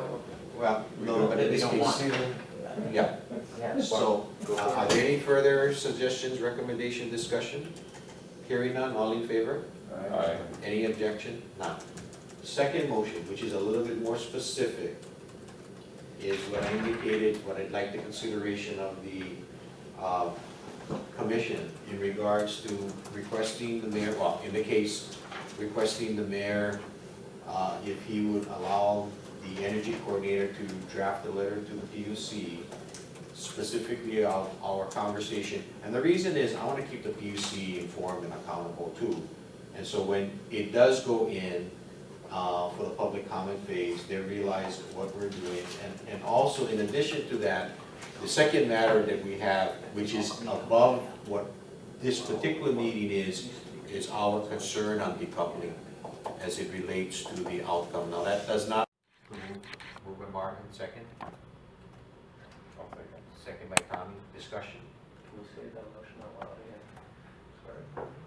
I'll do it. No, it's general, I but know what I'm doing. Doc, could you please restate that? Motion requesting mayor to allow energy commissioner to address PUC, Coordinator. oh, excuse me, that's what I meant, sorry. Energy coordinator to address PUC on public comment phase on Hawaii Energy Island equity and decoupling issues, but Will is shaking his head. No. I'm already in a PUC docket. I'm on the technical advisory group to the energy efficiency portfolio standard. I could probably list the docket 2011-00. I'm in the technical working group. I'm already in the docket. You want an inquiry to the PUC on what we're talking about with Hawaii Energy and also in regards to the energy efficiency program and decoupling and how that all works and doesn't work. Yeah, but we gave you that in a general term. But this is in the public comment phase. I work in the regulatory frame, which is already established. I'm already in the docket. Okay. So how about, Yes, you got The that. letter. Yeah, you know, And it's from the commission. so why don't we do this is, see, and this is the reason why most people don't understand what life is about in this world. Because it's so complex, they just give up. Or they feel nothing can get accomplished. I think the concept here is, within the motion, is to, I mean, we're not the experts, but we have to meet the public to understand what their needs are and how to deliver. So if it's a matter of the docket versus the inquiry in the public phase, I think the concern here is more, hey, PUC, we met with Hawaii Energy, we want you to know, this is what we're gonna work together on, and hey, by the way, this decoupling is bad news bears, man, we gotta go do something about this. so if we took out the public comment phase part, that would be better, Will? I would do both. Empower me in the regulatory arena and empower me in. No, the regulatory arena is specifically an administration issue, I think, not purview to the EAC. I mean, seriously, only the PUC, only the administration can. So I'm make the already direction. empowered in the regulatory. Well, based on what the administration Yeah. has made a decision. Is that correct, Margaret? Well, he is employee of the county, Correct. and his hat is as the energy coordinator, but what he does has to be under the veil as his job responsibilities Right. within our. So in this regard, as relates specifically to the issues in regard to docket, that's at a different level, correct? I think it is, yeah, because now this body, this commission wants to maybe have possibly additional comments from what. Exactly, and that's, Yeah. right, And that's, right. that's But not, part of this motion. right. That's how I understood it, Yeah. yeah, and it's allowed. So, what's, And again, it goes back to what Tommy said, we want things tangible that we can actually have impact and have capacity to build.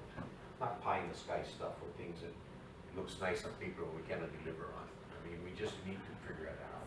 Audrey, maybe it's best Public comment. you put this in writing and allow for more discussion at our next meeting with the members of the commission first. I have no time. But it's already, Go ahead, Margaret, I'm sorry, when's the next meeting? June 3rd, I think. If I recall correctly. But because he's a part of the system, he can carry forth some of our individual concerns and issues. But again, if it's gonna affect all the ratepayers here, I think it's worthy of more discussion. Well, they actually have that capacity already. Yeah, This so is that. an additional two. Yeah, my understanding. what the intent, and let me tell you what the intent was, is that as a commission, is this something we want the PUC to understand? In addition to the administration, this is important to us. I mean, that's, you know, what the intent was now. But I do understand what you're saying, Tommy, and that's definitely, you know, another part. I wanted to suggest in this motion is we move parallel with the administration as far as actionable. So the PUC understands, hey, it's not only administration, their commission also is on board in wanting to move it, to the next level. But I also appreciate the fact that if there needs more time, we need to, address that as well. I think we need really to clear the air, because it's decoupling or what? It's easy to say, I oppose, but what are the concerns that we can help resolve the fear factor of decoupling? Again, I'm trying to standardize human nature here. I understand the larger picture here, but when you start talking about the issues, the pros and cons, what are the alternatives to decoupling? How much time will it take to change what is currently taking place? Does the utility have a future, and what are they? Okay, who's going to be responsible for reliability? Okay, everybody has an investment, right? Because we pay the rate, and the utility because we have fixed assets. So Yeah. where are we really going with this whole discussion? And I apologize, so what I'd like to suggest, take decoupling out of it. Okay, and the sad reality is, it's a lack of education that's causing most of our problem. That's why I wanted the commission to take an actionable item that we believe that it is symbiotic. Energy efficiency along with decoupling cannot exist in vacuums, they gotta exist collectively. But I appreciate what you're saying, so what I'd like to recommend is, we take decoupling out of the motion and we just use the, because yes, it is a very complex issue. There's no, but my concept here is that we're all in line, that essentially what we're asking, what we're stating to the PUC, we draw a line in the sand that this county has decided to take more personal responsibility and home rule with their energy efficiency programs. That's what the intent I would like to see Will's, letter to the PUC says. And as such, PUC, you need to take more, now I'm just saying what the intent of the end, you need to be more cognizant of that fact. So, maybe what they need to understand is, like the Chief Justices, they bring the roadshow to the islands as well. And I'm just saying the thought, I'm just sharing you my thoughts, but I think we need to make them appreciate that this county is prepared to want to enforce home rule. I mean, not enforce, but to invoke that we will be responsible for our home rule. Okay. So Let's call for the motion. so let's go keep decoupling though. Okay. Okay. So we just go keep decoupling. The motion as edited reads, motion requesting mayor to allow energy coordinator to address PUC on Hawaii Energy Island equity. That's simple. Are you, so restated, Tommy, anybody to approve the motion? Approved amended motion. Okay. Is there a second? Second. Second by Mike. Is there further discussion? And part of this is part of the recent PUC DNO that just came out, that the utility is already mandated to comply with in the next 120 days. So. Right. So essentially, we're jumping on the bandwagon. Right. Any further discussion? Hearing none, all in favor? Aye. Any objection? None? Motion approved. Okay, that being said, Mike, you gotta leave here. Okay, thank you, but we still do have quorum. Thank you, guys. Thanks, Thanks, Mike. With that being said, Will, you haven't had the opportunity to speak with Larry. Because of the uniqueness of the situation, with the blessing of the commissioners, because we have two people from the private sector, this is very unusual to have someone from Hawaii Energy present. Would it be okay to allow them to at least have one or two questions, and then we could finish up with Larry, if that's okay? Chair Deleuze can ask for a 2-minute break. Okay, 2-minute recess. Thank you. Larry, are you okay with that? Okay. Thank you. And as soon as Dot gets situated, then we'll allow the public to the opportunity. Okay, thank you. Dot, you tell us when you're ready. Ready? Okay, good. Johnny, do you want to start? And since we have this opportunity with Larry, if there's any other question or comment that you'd wanna? Yeah, and just kind of, I would have gone there anyway, but you got there first. I mean, from my perspective, I'm a Puna guy. I chaired the Puna Community Development Planning Committee, which was a volunteer group of citizens who got together under the planning department here. It's a process that Gary Kim actually funded, even though the community planning process in this county has been on the statutory books of the state for 40 years. The first one the county ever actually produced.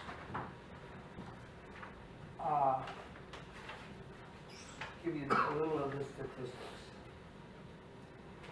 We are now, as a district, we have the largest population of any of the districts on the water. We still have roughly 40,000 vacant lots. Someday in the near or far future, 175,000, 200,000 people are going to live on those lots.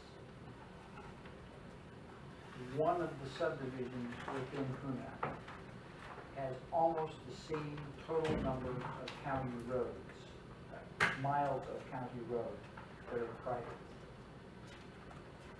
Our services are junk. I can legitimately make the case on the federal level, and have, that the state process and the county processes have been predatory upon a low-income community of color. We already did this to the State Department of Transportation. We're about to do it again. They are significantly underplanning. As you go along, the utility has been predatory. It has made a number of decisions that have been certainly contrary to the well-being of the ratepayers. So, as far as I'm concerned, the legitimacy of the PUC, the legitimacy of the utility is on the table. So we're coming down to end game here as far as all of this is concerned, because we have reached critical mass. We now have in terms of LOS, level of service, if you're familiar with that term, we have a population that now exceeds Helos, and our level of service is absolutely not within a mile of what Helos is. So that civil rights complaint that we filed in 1995 and was accepted in the year 2000 is alive and well, and it's about to get kicked off again because the state came back with its long-range surface transportation plan using the same demographics, or the same maps basically in terms of population and land use that they used in 95, which got them in trouble, which got our complaint accepted. So, you talk about wastewater. There is not a single municipal wastewater system in the entire district. We just got a $400,000 appropriation from the council to do a study for a regional town center in Pahoa, changing the village of Pahoa into a regional town center. So, wastewater, we need a lot of help. We don't have any. Water department, they can tell you how underserved we are and how few water lines. Almost none of the subdivisions are served. The largest subdivision in Puna, 8,800 lot, 1 acre lots. Its entire service is half a mile of line that goes down to a single engine fire station. Has the county made any plans to expand the fire service, police service, parks? There's no plan. So, energy, there's got to be, at least in the 1 acre or less subdivisions, of which we have HPP, basically 9,000 lots. You go over Hawaiian beaches, Hawaiian shores, another 7,000 lots. Non-Valley, 5,500, you know, and these are the small lot subdivisions. Those are the ones that actually you could do something with. And then we have the huge ones, 3 acres, 12,000 square acres of subdivision, Hawaiian beach, or Hawaiian acres, thanks. You know, and you go up toward Volcano and you have more giant subdivisions. So we have huge need, and this is where we get into the whole environmental justice thing. Nobody has planned for any of this. You ever read Land and Power in Hawaii? Pick it up. It'll keep you up at night. All of this is a creation of the second or third largest land fraud in the history of the United States. And we come in second. If you look at it in terms of the square acres of TMKs created. Or no, it's the other way around. Texas beats us by the mile because they have more land area. But we come in second if you look at the number of TMKs created itself. And that's where we are. This is that it's alive and well, and if you listen to the business report in the morning, Ohio Dicus on NPR, fastest growing area in the state. Projected to be the fastest growing area for the next 20 years. Inexpensive land, people are coming, they own the lots. This county, state of Hawaii, has no control over that growth. I can buy a lot over the phone, hire a builder, tell you I'll be there on Tuesday.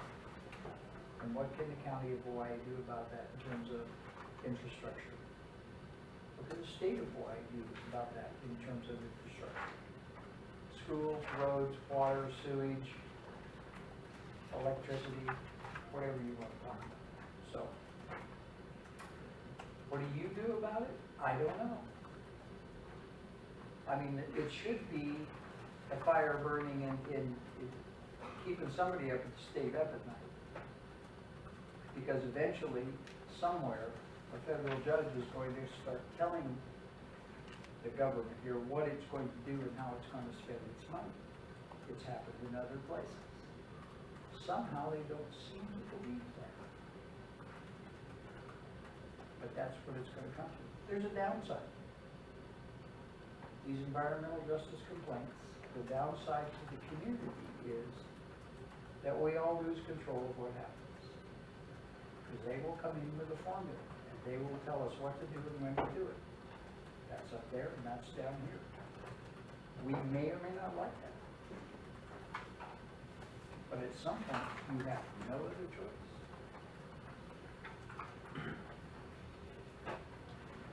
We'll take whatever help we can get. I would invite you or someone related to you to come to our Pahoa Regional Town Center planning meetings and speak with, environmental management, why can't I think of her name? No, wastewater. Dora. Because it's going to fall on her plate to do. So, I mean, in terms of a wastewater issue where we need help in planning the water system. And by the way, if I could, please, John, that's one of the reasons why what we're attempting to do is create the leverage of continuity. And so you're right. We're going to take a very strong initiative of seeing how we can perform at what we discussed on this collaboration. Yeah. Because, I mean, you're right. I mean, we just need to get it done. So the background, I think, is very critical. Yeah. The unfortunate scenario is that we have two very large rural. One is definitely Puna. Ka'u, not with Hawaiian Ocean View Estates as just as problematic. 12,000 watts, Right, high hazard zone 1. so, so we're gonna do our best effort on this particular issue that we believe we can put a handle on. Yeah, you And, can and, only do and what hope, you can do. and the goal is, can we go to the next level? Yeah. But yes, I mean, it's important we understand. Yeah. Yeah, I mean, if there's a dime left over, we'll take it. Of course, I mean, I would too. I can't see any reason for having, given the need. Yeah, that's why I'm here. Yeah, I don't doubt it. I have every interest to spend every dime we have the most cost-effective way. Will help. Not my money, it's your money. That's right. Well, it's about time we got something back, because I mean, clearly, we have the highest rates in the country. Our reliability, you come from an island where you measure the customers by the inch, and here we measure it by the mile. And that creates a whole problem with us. Yeah. Thank you. Thank you. Tom, do you have any question or comment you want to present to the commission or to Larry since he's here? Oh, yeah, particularly to Larry. I just came across in there, I, of course, like a lot of people, come from stateside where they have a nighttime rate. And so a lot of people take advantage of that. They do some of their home heating at night. Same could hold true here for water heating, etc.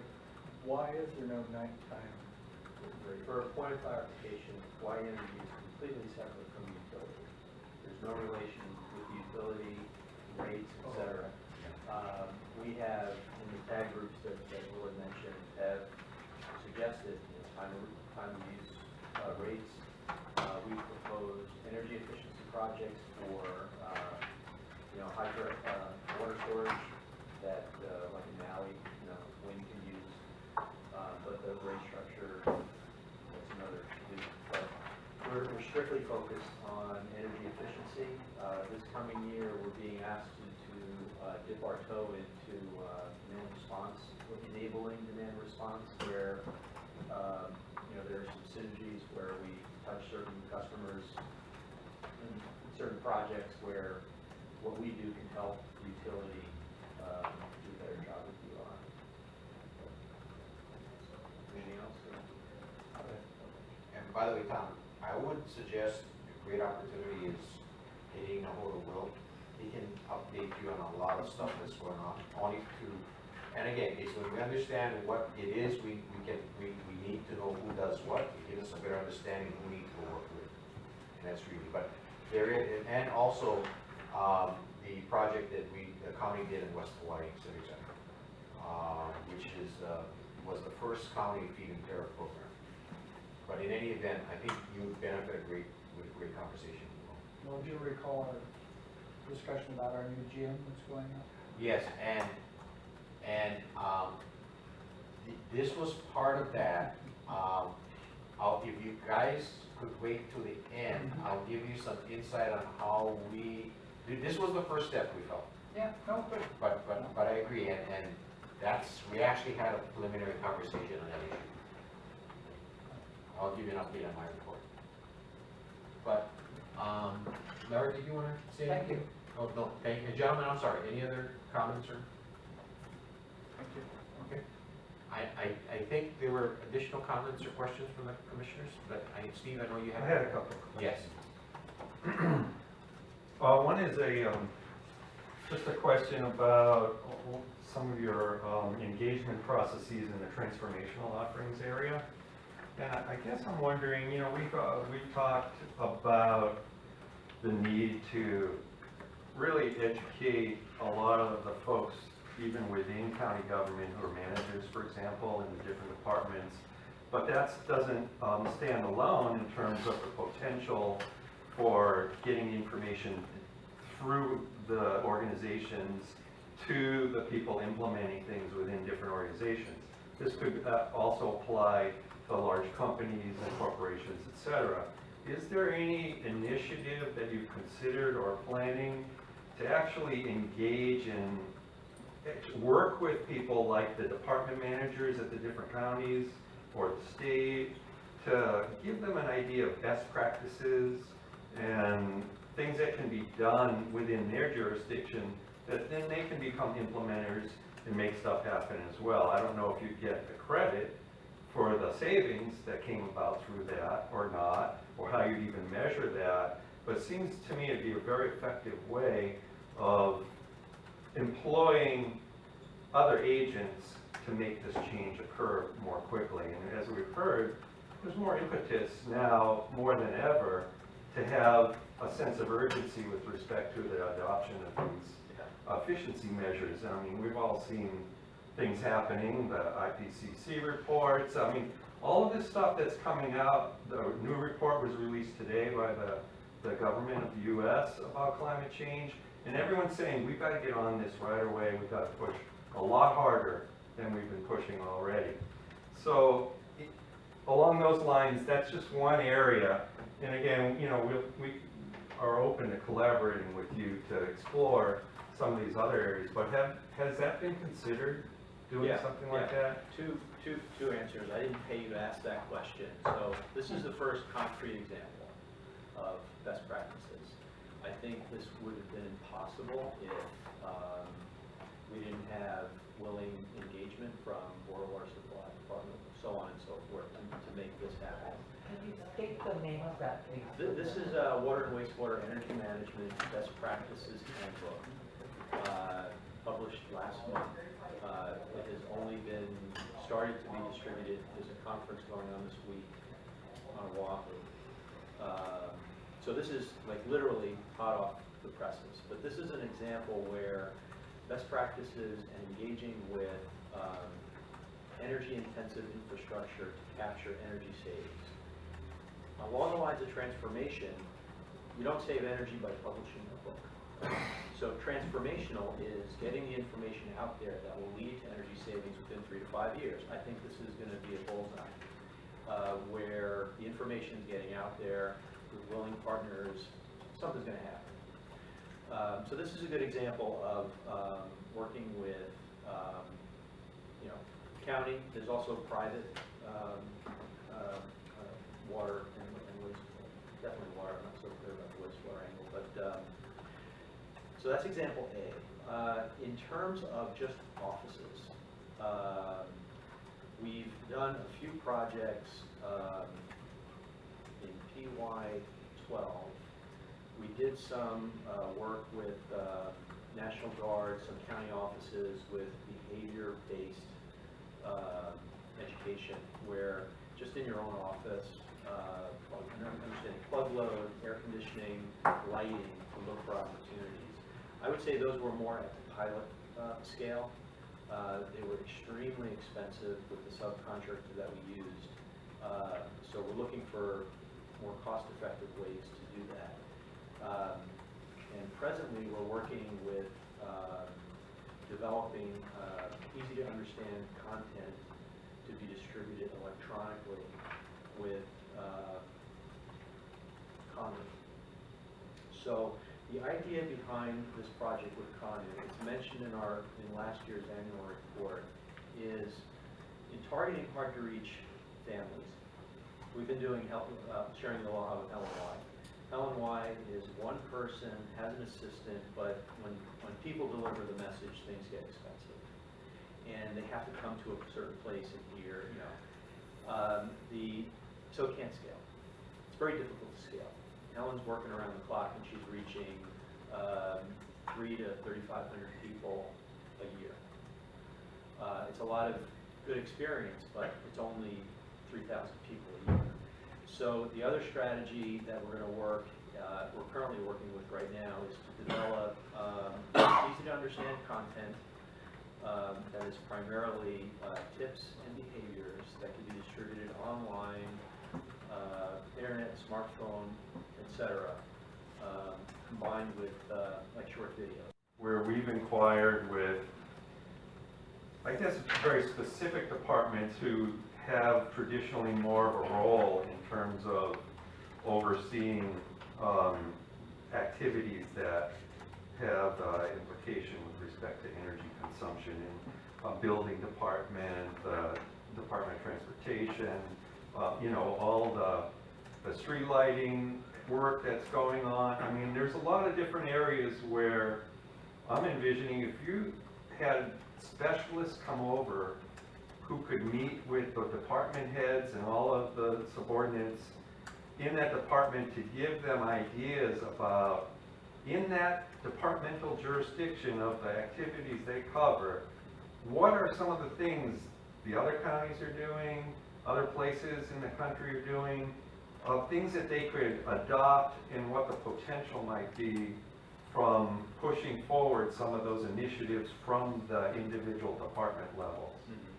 Has there been any thought about doing anything like that? Because it seems to me that could have a lot of impact ultimately. I think the answer is, we should look into that.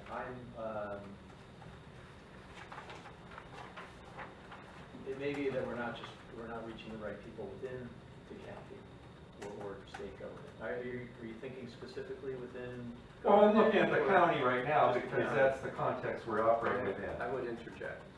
Okay, my interjection is you had Ron Peel here today, who is the leading edge of LED lights and probably bar none the country, you know, so there are certain people, and I will bring them before you, who are so akamai on energy efficiency that I wouldn't want anyone else there. Now, like Julie went to energy management training. That would be very valuable for the Department of Public Works. And it takes an engineer, and Julie will tell you, you'll be like hamburger meat by the end of, is it a week? 5 days. 5 days. You'll be hamburger meat. And so, I would say, let's do that. And For well, sure. I think, and by the way, Steve, I'm putting words in your mouth, let me know. I think you're looking for a program that has capacity to measure in regards to some of this stuff, to a degree. And then how do we stay accountable and on track as far as a plan per se? Well, it's more of a philosophy, I think.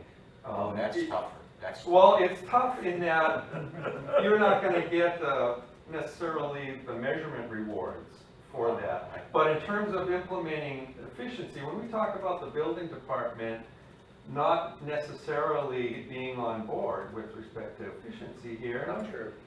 Well, we've asked them to come in, the last commission, we've had them here explaining, we tried to send them information in terms of how to relay appropriate information throughout the organization, and we never got any feedback. So we really don't know what's going on in a lot of these areas, but it's envisioned that there's a lot more that can be done, and it's just a matter of awareness and focus, and if the people in the departments who have the key to instilling this message in their employees and adopting policies within their department that steer things towards the highest efficiency, then I welcome any help that we can get to do that. And that's why I'm hoping that you folks will bifurcate some of this stuff in your committee, and let me explain why. I think Hawaii Energy is a tremendous resource to work with in that regard. For any of us who have kids, I think this is the sad thing about it is we can tell our kids what we want them to do. In actuality, do they do what we tell them to do? And so the concept of what you're saying is true. That philosophy, and then how do we convert it to buy-in and what have you? So you're right, Steve. Well, no, they have to understand the value of doing it, but it's not going to be easy to measure necessarily. Well, there are a couple thoughts. One is Hawaii Energy is, the efficiency program, but there's a whole lot being done without Hawaii Energy making it happen. So, DOT is doing massive work on all the airports, right? Now, Hawaii Energy is going to support that in its normal day-to-day operations with incentives, but Hawaii Energy didn't make DOT do the whole airport work. No, we understand. Right. There's lots of entities responsible for implementing efficiency. But I think though, I like your thought though, is with Hawaii Energy as a resource, as Stephen brought up, I'd like to escape. What else is happening out there that could be models or things that are occurring that perhaps we can pick in, work with?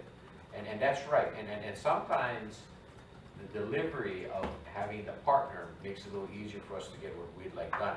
And so I think if I could interject a process, and this was done, and I'm borrowing this and plagiarizing, but by Chair Marita, I think we need a more systematic process to be able to, kind of help us to navigate this per se. And this is where I believe, because of how you need to deliver, there's opportunities there. Plus, you have a bigger realm and understand what's going on around us as well. Yeah. Not only in our county, but elsewhere. As an example, what Helen Y does, if I tried to do it, it would fail. Not even gonna try. In the same way, the DOE has just awarded, with Chevron, working with all the schools and everything. So they've made the rounds to every possible stakeholder and potential contributor that they can think of. So as part of their services contract with the DOE, they have their own education component. Part of the contract is all going to be delivered. Well, we have our education stuff too, right? So it's not competitive at all. It's more, how do we collaborate? Well, it's filling gaps too, right? I mean, you want to fill the gaps, and that's what I think we're trying to point out, is we recognize there are some gaps that could be filled here in terms of And that's the flow through of information, Just to add is that several weeks ago, I've actually had Hawaii Energy to my workplace to conduct an energy audit and to see where I could have some energy savings, which is great. So we came up with some estimates, and I'm going to run some numbers to see what my return of my investment is going to be. But at the same time, I also try to schedule Helen Y to come to my workplace to do a presentation to all of my employees.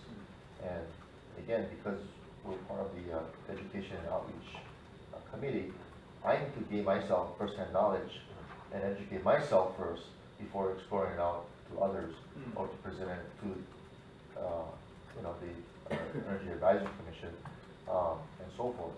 But based on that, and leading up to what Steve is saying here, I would hope that we can even have the county departments of taking advantage of having the same steps of having someone from Hawaii Energy perhaps do energy audits and see where they can save, etc. So they can do the same crunching up the numbers and where you can take advantage or where they can take advantage of.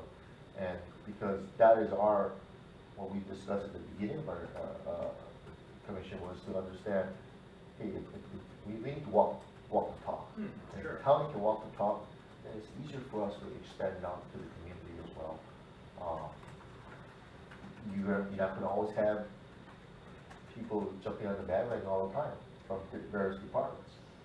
But it's a start. And the education part, having Helen Y, I have no idea who she is, what she does, but I want to experience that, and I want to see where we can take this, and if we can, if her personality and her style is something that I would bring out to the community of Kau, I might do that. I might offer to host that there. But that would I'm be not great. sure. And if I could interject, and I apologize if I seem a little bit typed up, I just get really passionate about this stuff. We did talk about the idea of a revolving fund to capture the energy efficiency savings, and I think that needs to be revisited with maybe the chair specifically talking with the department, maybe finance, because energy efficiency is great, but if you lose the savings, and you do lose the savings through decoupling eventually, but if you lose the savings within the county itself, let's do first things first. So we've talked about it at our first meetings, but it's worth revisiting, and Steve's shaking his head, so Steve, as first energy coordinator, knows exactly what we're talking about here, so I won't say anything else. I think we're talking about, silo decision making here, and peers of decision making as well. And, you know, you need champions on all levels. You've got to make sure that, you know, your effort is on all levels as well. You know, like I spent my career calling on the Department of Water Supply.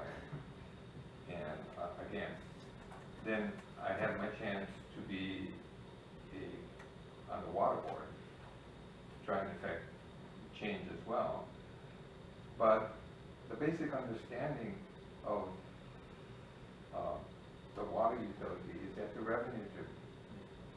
So it's easy decision making and very little risk taking.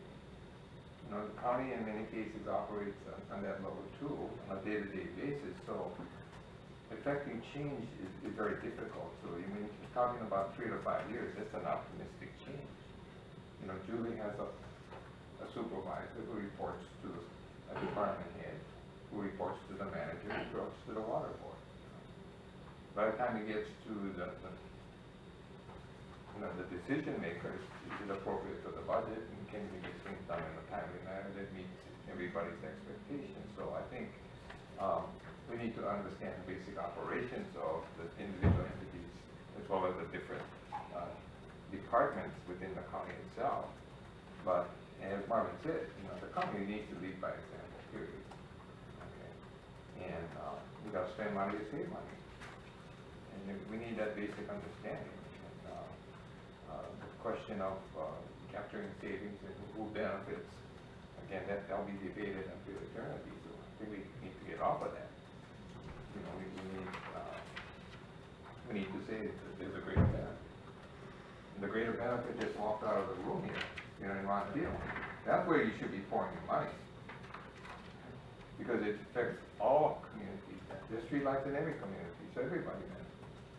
So if you can get that done, it's not only a feather in your cap, but it'll make that boy smile over there, as well as the mayor. And we satisfy all of our ratepayers. So again, you know, we ought to look at low-hanging fruit.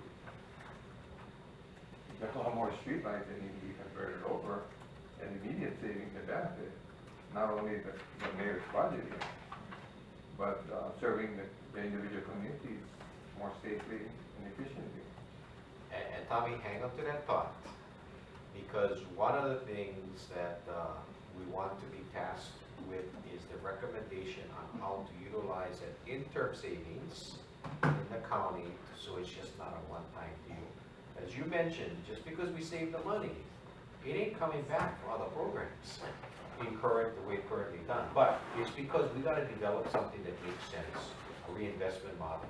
And there are some things, so taking into context what Larry indicated, and my understanding is they did pick, there were two possible finance guys who were interested in this bill program. You're talking about the bill. Right. The one group out of San Francisco, I think, and then, or California. And we weren't involved. But yeah, I understand, that's a PUC, but Yeah. conceptually is what I'm saying is we will probably need from the private sector along with collaboration from the public sector to help to push that away, to push that up. And I'll give you some indications. I think you brought it up, Steve, well, you brought it up, Larry, and then Steve alluded to it. It's a philosophy and a behavior shift. And so in this understanding that, I think we've got the capacities to work on the systematic side of the program, and then we'll interject that other side. You're right, but I will give you an update on something that we are, I believe, was requested by this commission, and I think it maybe was, the volume maybe was too much for the people who were in it thought was not pragmatic, per se. But it's all perception. I mean, reality is perception, right? But I do know that now, so I look at it as a four-legged chair. One leg's Hawaii Energy, one leg's the county, which includes us. The other leg is the ratepayer, and the fourth leg is the utility. Okay, and so, and then the utility, I put the PUC into that category to some degree. But what I'm suggesting is, which one of, we've got opportunity to impact three. So sometimes we put more emphasis on energy. It's like that little mouse that's spinning in the wheel. And the reason this is important is because I have committed to you folks, on January's meeting, I will have a 6-month report. So you guys need to get back to me what we, I'm more concerned on what we didn't accomplish from your end, and what I'll show that I believe we've made some headway, but more importantly, what we expect to accomplish by 12/31/2014. Because that, to me, is where the energy needs to be poured in, is doing that. I think this initiative with Hawaii Energy is huge. But are there any other comments to Larry? I'd like to make have one more question, thank you. I'm sorry for extending the meeting time. You're just making us more hungry, Steve. I know. Philosophy again, to a large degree, in terms of how you implement your program, and I know so a lot of this was prescribed by the commission. But again, you know, we learned years ago that if you go after all the low-hanging fruit to begin with, it makes it much more difficult to acquire the higher fruit later on, right? Versus an approach where you're blending a portfolio of the low and the high stuff together that, you know, has still a reasonable payback period, but not necessarily a 1 or 2 year. And that way you're able to ultimately accomplish a lot more in the long run. And I'd like you to speak to, if you could, your philosophy, or Hawaii Energy's philosophy, or the PUC's philosophy with regard to why is there such a sole focus on only the low-hanging fruit to begin with in these early years? And what are the implications down the road when there aren't any more easy things to do and everything else is going to require a 10-year payback or something, you know? So how can you speak to that in terms of how you plan your initiatives? Is that something that that's prescribed by the PUC in terms of what initiatives you choose to acquire? Yeah, I can shed some light on that. So there's actually very little that is prescribed by the commission, Public Utility Commission.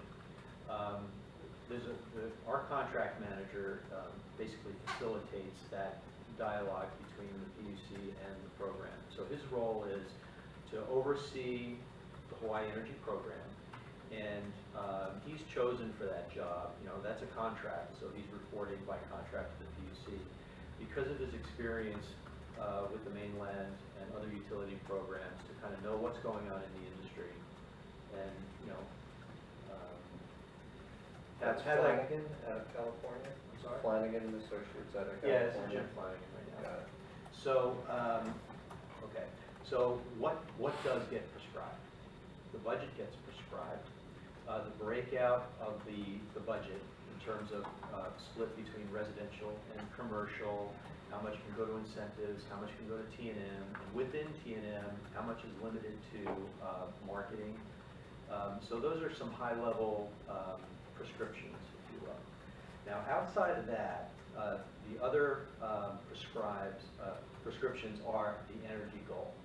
So we have 3 energy goals. One is first-year KWH savings. The second is demand, which is a little squishy. And then what's called total resource benefit. Those are the 3 energy metrics. And to keep that in terms of quality, it's not a explicit contractual metric, but the cost effectiveness of the portfolio. So he's looking for us to come in at around 2.5 cents per lifetime KWH all in. So incentives, T&M, the entire budget and there's a recent ACEEE paper on that, and the Hawaii Energy Program is in the 3rd quartile, so very cost effective. Now, that said, the elements that are in the portfolio are up to the program to propose. So Jim Flanagan will make suggestions. He'll say, hey, I saw this happening on the mainland. I think you should consider it. He doesn't say do it. He says consider it. And what's going on right now is our annual plan is being put together right now. I think historically the emphasis has been on the measure mix. We're going to do so many CFLs, we're going to incent so many chillers, so much lighting, etc. I think what's the opportunity here is The measure mix is going to determine the cost effectiveness of the portfolio. We do need to balance the cost effective stuff and the really expensive stuff. I think the opportunity is to target that a little more with the local knowledge that we have, that this commission can bring to Hawaii Energy. So if there are specific communities, I'll give you a very simple example. 2 years ago in the plan, we had bounty program. What is it? Okay, unplug your refrigerator, turn it in. The plan called for a budget of $75 per unit. It's up to us to figure out how to implement that. So when we launched it, we learned, hey, there's a lot more cost on the Big Island because of the distance. We need to provide a richer incentive to the Big Island than we do on Oahu because of the distance and time. So when we launched it, it was $25 for Oahu, it was $65 for the Big Island.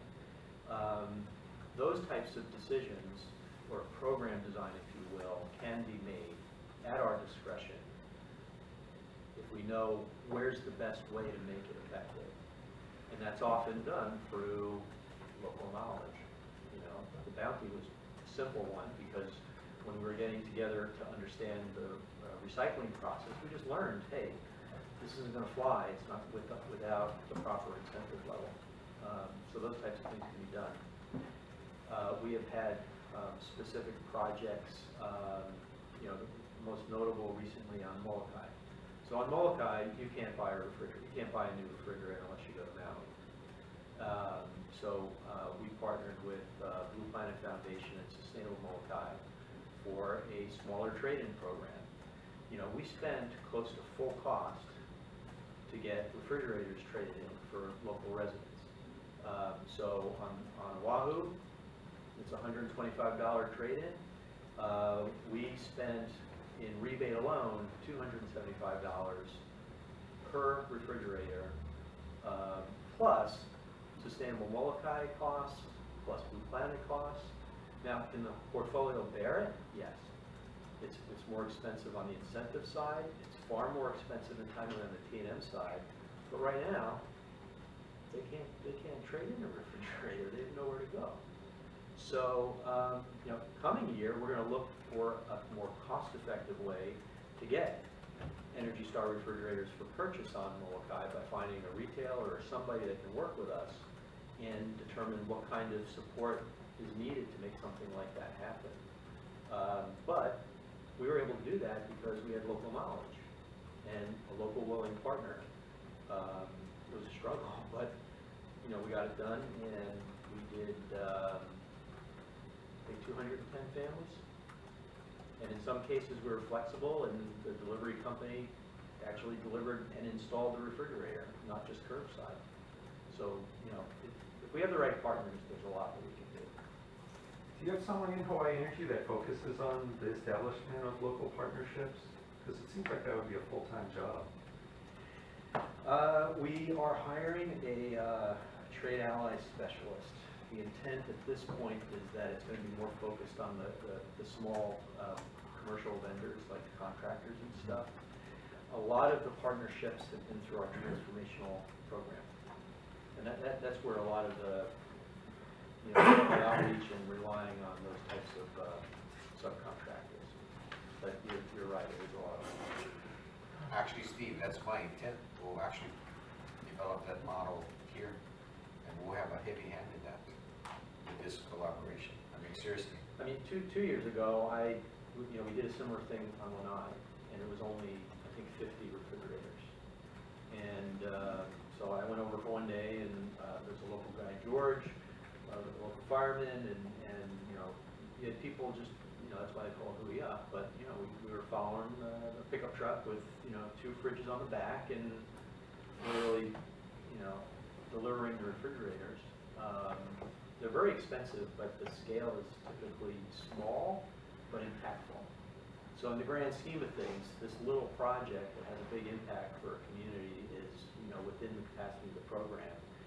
But the program couldn't do it all.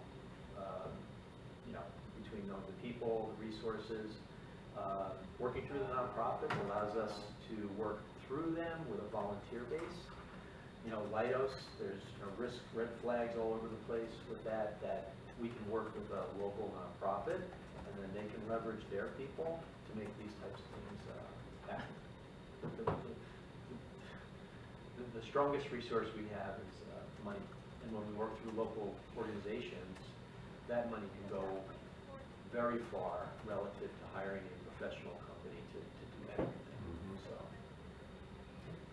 Okay, Other comments or questions? just one quick follow-up, if that's okay. Can you put the accomplishments into context at all for us in terms of your work over the years, Hawaii Energy's work over the years, in the achievement of the statewide energy efficiency goals? You know, they, what is it, 30% or something by 2030? Yeah. How much are we achieving on an annual basis towards that goal, that ultimate goal? In our annual reports, there is, which was easier to capture in a picture. The 2030 goal had some forecast, right? Booz Allen put it together, and okay, that's great. The reality is that energy consumption has been declining. We've taken, at the end of every annual plan, at the end of every year, when we close our books and we tally up our energy savings, there's an attempt at reconciling it with utility sales. And when you take the decline in utility sales and the added PV capacity in the energy efficiency program, most of that decline is explained through both of those things. So it's a little disheartening sometimes, because when the chart is shown, you'll see like, oh, we saved this much, but the scale, you know, there's still this much energy being used, and we made an impact like that. Well, that's what I'm trying to get to, Yeah. because it speaks to the urgency message, and that message can actually, you know, make a difference. If we understand that there is an urgency to getting this done, then maybe this much out of this much every year is not enough. And so it's a matter of characterizing. How do we properly characterize the achievement based on the potential for achievement? Well, let's go back and maybe you can help us do what you did and kind of do a summary. That'd be great, and your perspective on that, and get back to us in a report. Because if we could, I think one of the challenges we have is energy efficiency versus the energy affordability. They're not necessarily the two same things. And so we may get more energy efficient, but it may not necessarily mean it's more affordable on what we currently use. And I'm indicating because the party at this, that's not at this table, that unfortunately, we talked about earlier with Tommy, with the issue of decoupling, it plays a huge factor in this. But again, well, it's cost-effective potential is what we're talking about. When we Well, talk about potential, it's not all the potential. no, to and get that's everything. why I think let's limit it to the energy efficiency programs for now. But this summary that, Steve, you're asking for goes to the cause of helping the county get the PUC off their duff to address that issue. So Yeah. that's why I believe it's really valuable. Because, hey, guys, we're doing all these great things, but hey, how come it's, Yeah. you know, sometimes the one pager or, you know, I printed up the report, 189 pages. Very detailed. That's the challenge. It's trying to, you know, we need things that are a little easier to understand, a little bit more graphic, so people can bite at it. Yeah. And they can appreciate, and so then we look, okay, now this is the part we can help you control or manage, and that's what I think you're alluding to some degree, Steve. And that's why I believe Tommy's right. I think there is a lot we can do, and the more we do, the goal is we put more pressure on the people who really can unlock the combination of what really have to happen. Yeah, Larry, the basic budget that was in there, that it's had all the nice words in it. Okay. But what we need to see in order to carry the message forward are the results. Yeah. Okay, we're using ratepayer money. How effectively are we doing it? If there's only a 1% benefit, Steve says we need 5%. Okay, so we got to get there some way. And we've been talking about this for years, so we need to really move with more urgency. And it needs to be communicated to the decision makers that by threatening the utility now, we have a real problem with reliability, okay? And that's not being addressed at all. They're chopping off the utility's head at this time to saying, okay, fine, now we're gonna be moving forward here with whatever programs we develop. But, Save those thoughts, Tommy, it's a totally different Yeah. subject. no, but we need to. No, but we need the data though, we Yeah, need the we data. I need, don't we need the disagree. data here, Yeah, we need for the data. everybody to Right. accurately. It starts that and, transformation, I believe. with more information, we have better decisions. Yes, Hopefully. exactly. Yeah, you know, just a point on this, you know, often these types of programs at utilities will, you know, do their widgets, just do it, they're done, and they'll hand it over to the E&D guy and say, well, tell us how we did, right? So what we've started doing quite a bit is our own pre and post analysis. So the question was more on a macro scale, Yeah. right? But when we do something, we ourselves want to know, did we make a difference? Yeah. So, you know, the HCOC projects.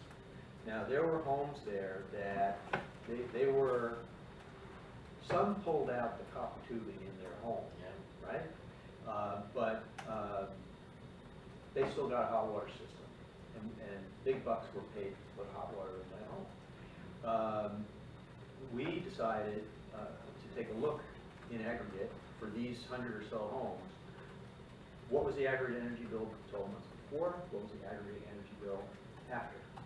Because we knew a lot of these homes weren't using hot water at all.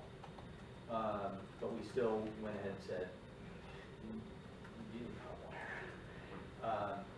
That's the real number in this paper. We verified that those savings were real.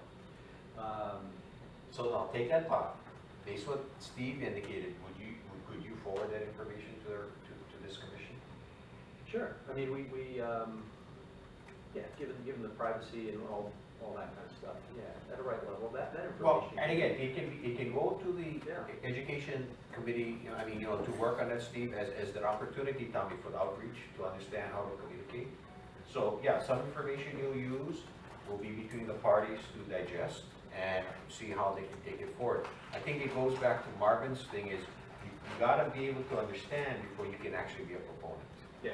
And so, that's key. Part of the message is also to the mayor here, and we give advice to the mayor, and if the mayor's under the impression Hawaii Energy's taking care of it, and will, and they're doing what we need to do, but when they actually see the numbers, we're really only moving along, like, same with the Kohala Center report. 5-year roadmap was only gonna get us this much more incrementally towards our goal, And that, to me, is an important message that needs to be relayed in terms of resources that are needed, the attention that's needed to be placed towards this, and the urgency factor. And so that's kind of what I'm looking at the macro level for. I totally agree, and my comments reflect another part of that as well. Final thought on the macro stuff. Yeah. In our annual report, while we go through first-year savings, lifetime savings, bill savings, all that kind of stuff, there are numbers. I think the challenge is to package it up for a concise message. Yeah. But we do take a look at, when an incentive is given, and you guys know this, is that you look at the incremental costs, like, hey, I gave you a $1,000 rebate, but I can't forget that you had to invest $3,000 more to make that happen. So we do take a look at how much money is being invested in the economy and how much savings is not going to the energy bill, but back into the economy at macro scale.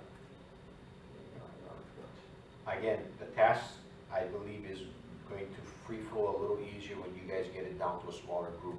And the reason, by the way, I have, the three of you were picked to be on this committee very specifically because of your insights and background.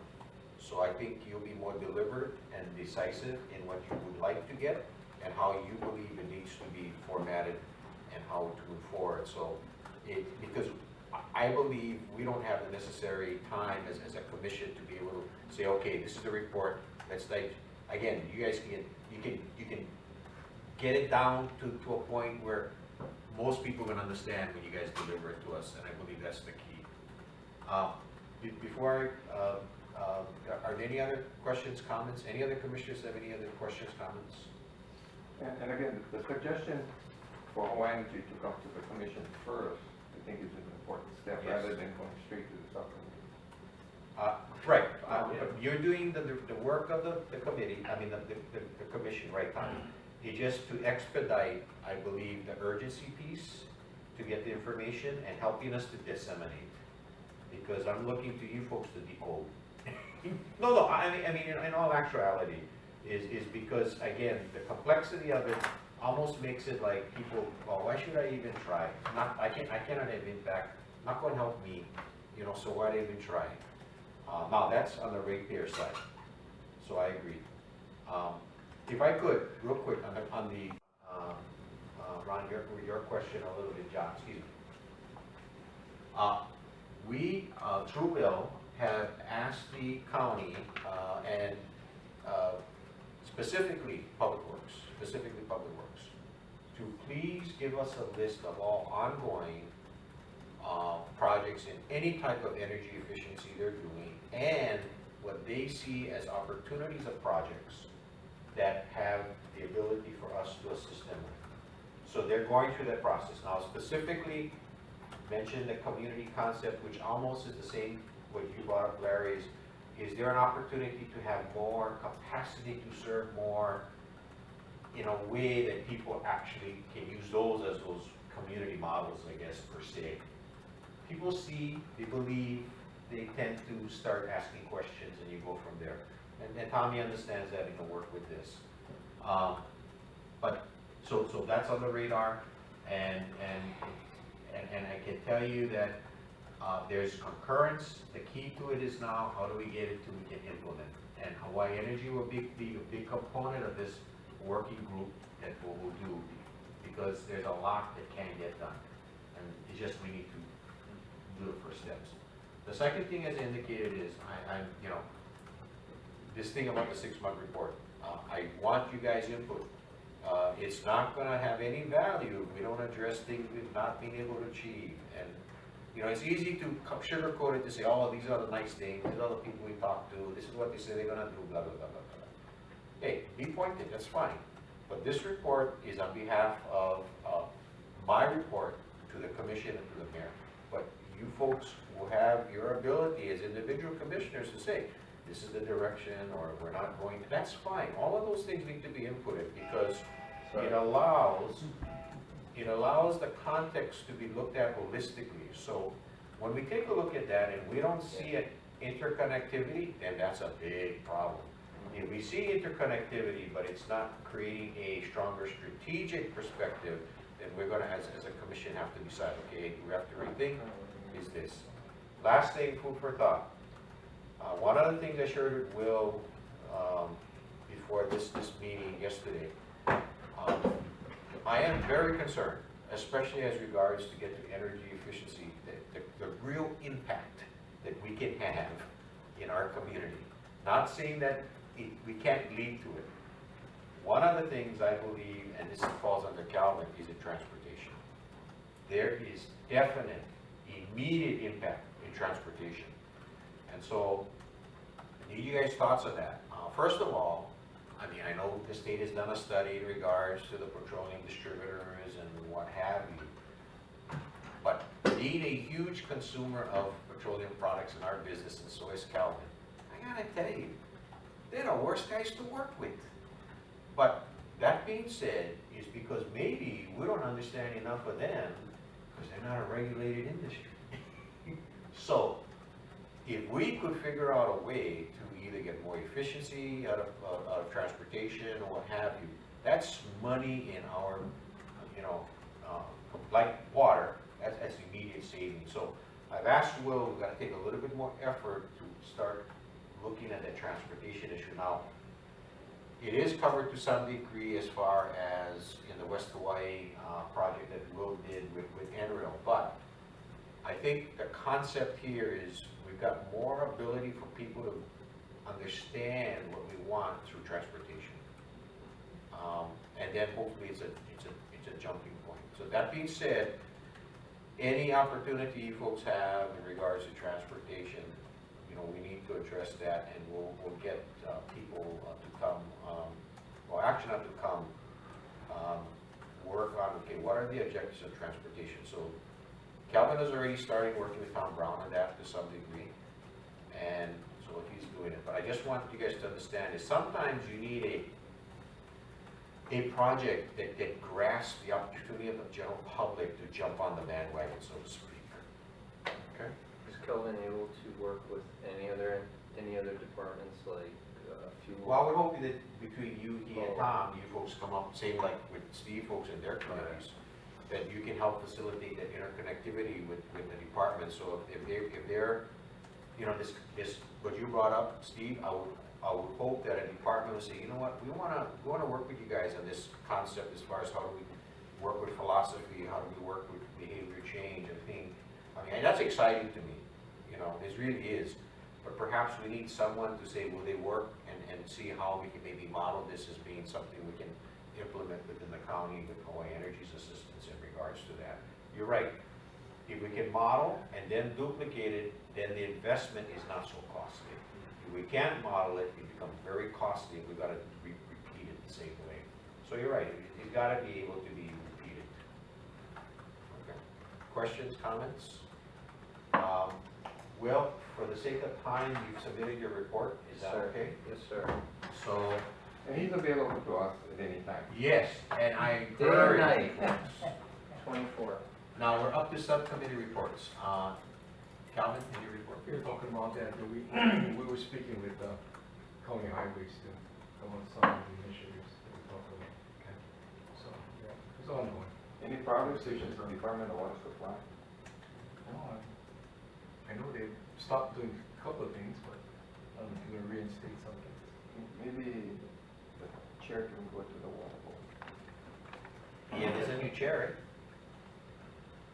right? Arta. Art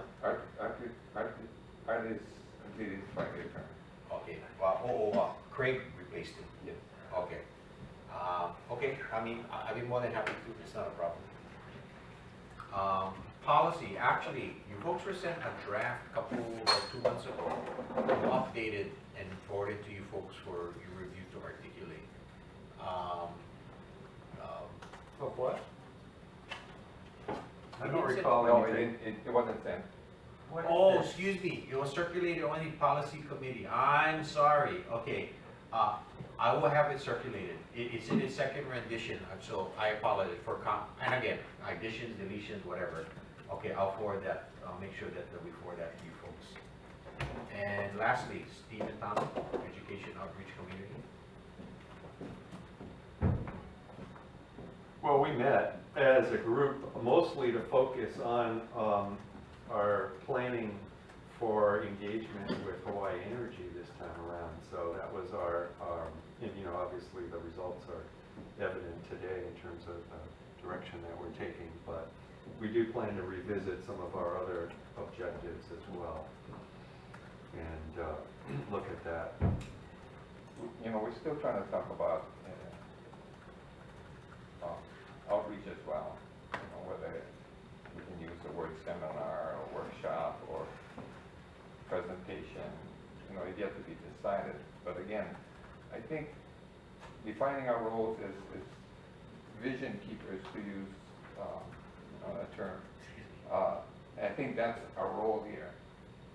Not to do everything, but to help maintain the vision and the emphasis and provide guidance where necessary, because all of us are busy, but we want to ensure that when we share our values with whomever, we're making a concerted effort for the time involved for maintaining the vision for the long term. Okay. We don't have any old business, and so our next meeting is June 3rd, correct? Yeah, I'm sorry, it's first Tuesday of June. First Tuesday. I want to see the 3rd. Yeah, okay, thank you. If there are no further business, do you have a motion to adjourn? We may be needing to change that June 3rd date. Okay, so As you'll- a department, we have our supplemental funding review days, and that's the day that was chosen, so. Okay. We may need Well, why don't we discuss this, what dates are available so we can get this matter to bid? Tell Kevin, sure, email us Yeah. as soon as possible. So let me try to find out, now, Okay. that week would be okay with everyone? No, No. I'll be in New York, I return, I don't have my calendar, so. I return after the 10th. We're gonna lose Calvin in July, right? Latter part of July. Okay. I'll be gone from the 7th to the 20th, Of what month? June. 7th through 20th. And Tommy? Any I'm okay, just the first week of it. first weekend of? Okay, let me work with possibly second week, because the 10th would be around, after that. Right, and Marvin can conduct the meeting, so that's not a problem, long we have quorum. Oh, you're gone at 7th? Yeah, but it's not a problem. That's not a problem. Okay, well, let me try to see what I can find. It's more important Steve, to- are you, have any? I'm pretty flexible. You're pretty The flexible? 11th is a county holiday, Oh, yeah. Which one? June 11th. Camp, come ahead, Dave. Come here, man. Yeah. Okay. Well, And the main thing is, the rest of the commissioners can make, so what I would suggest is establish the date in June. Second week would probably be preferred, correct, guys? if possible, if not, we're gonna work after the.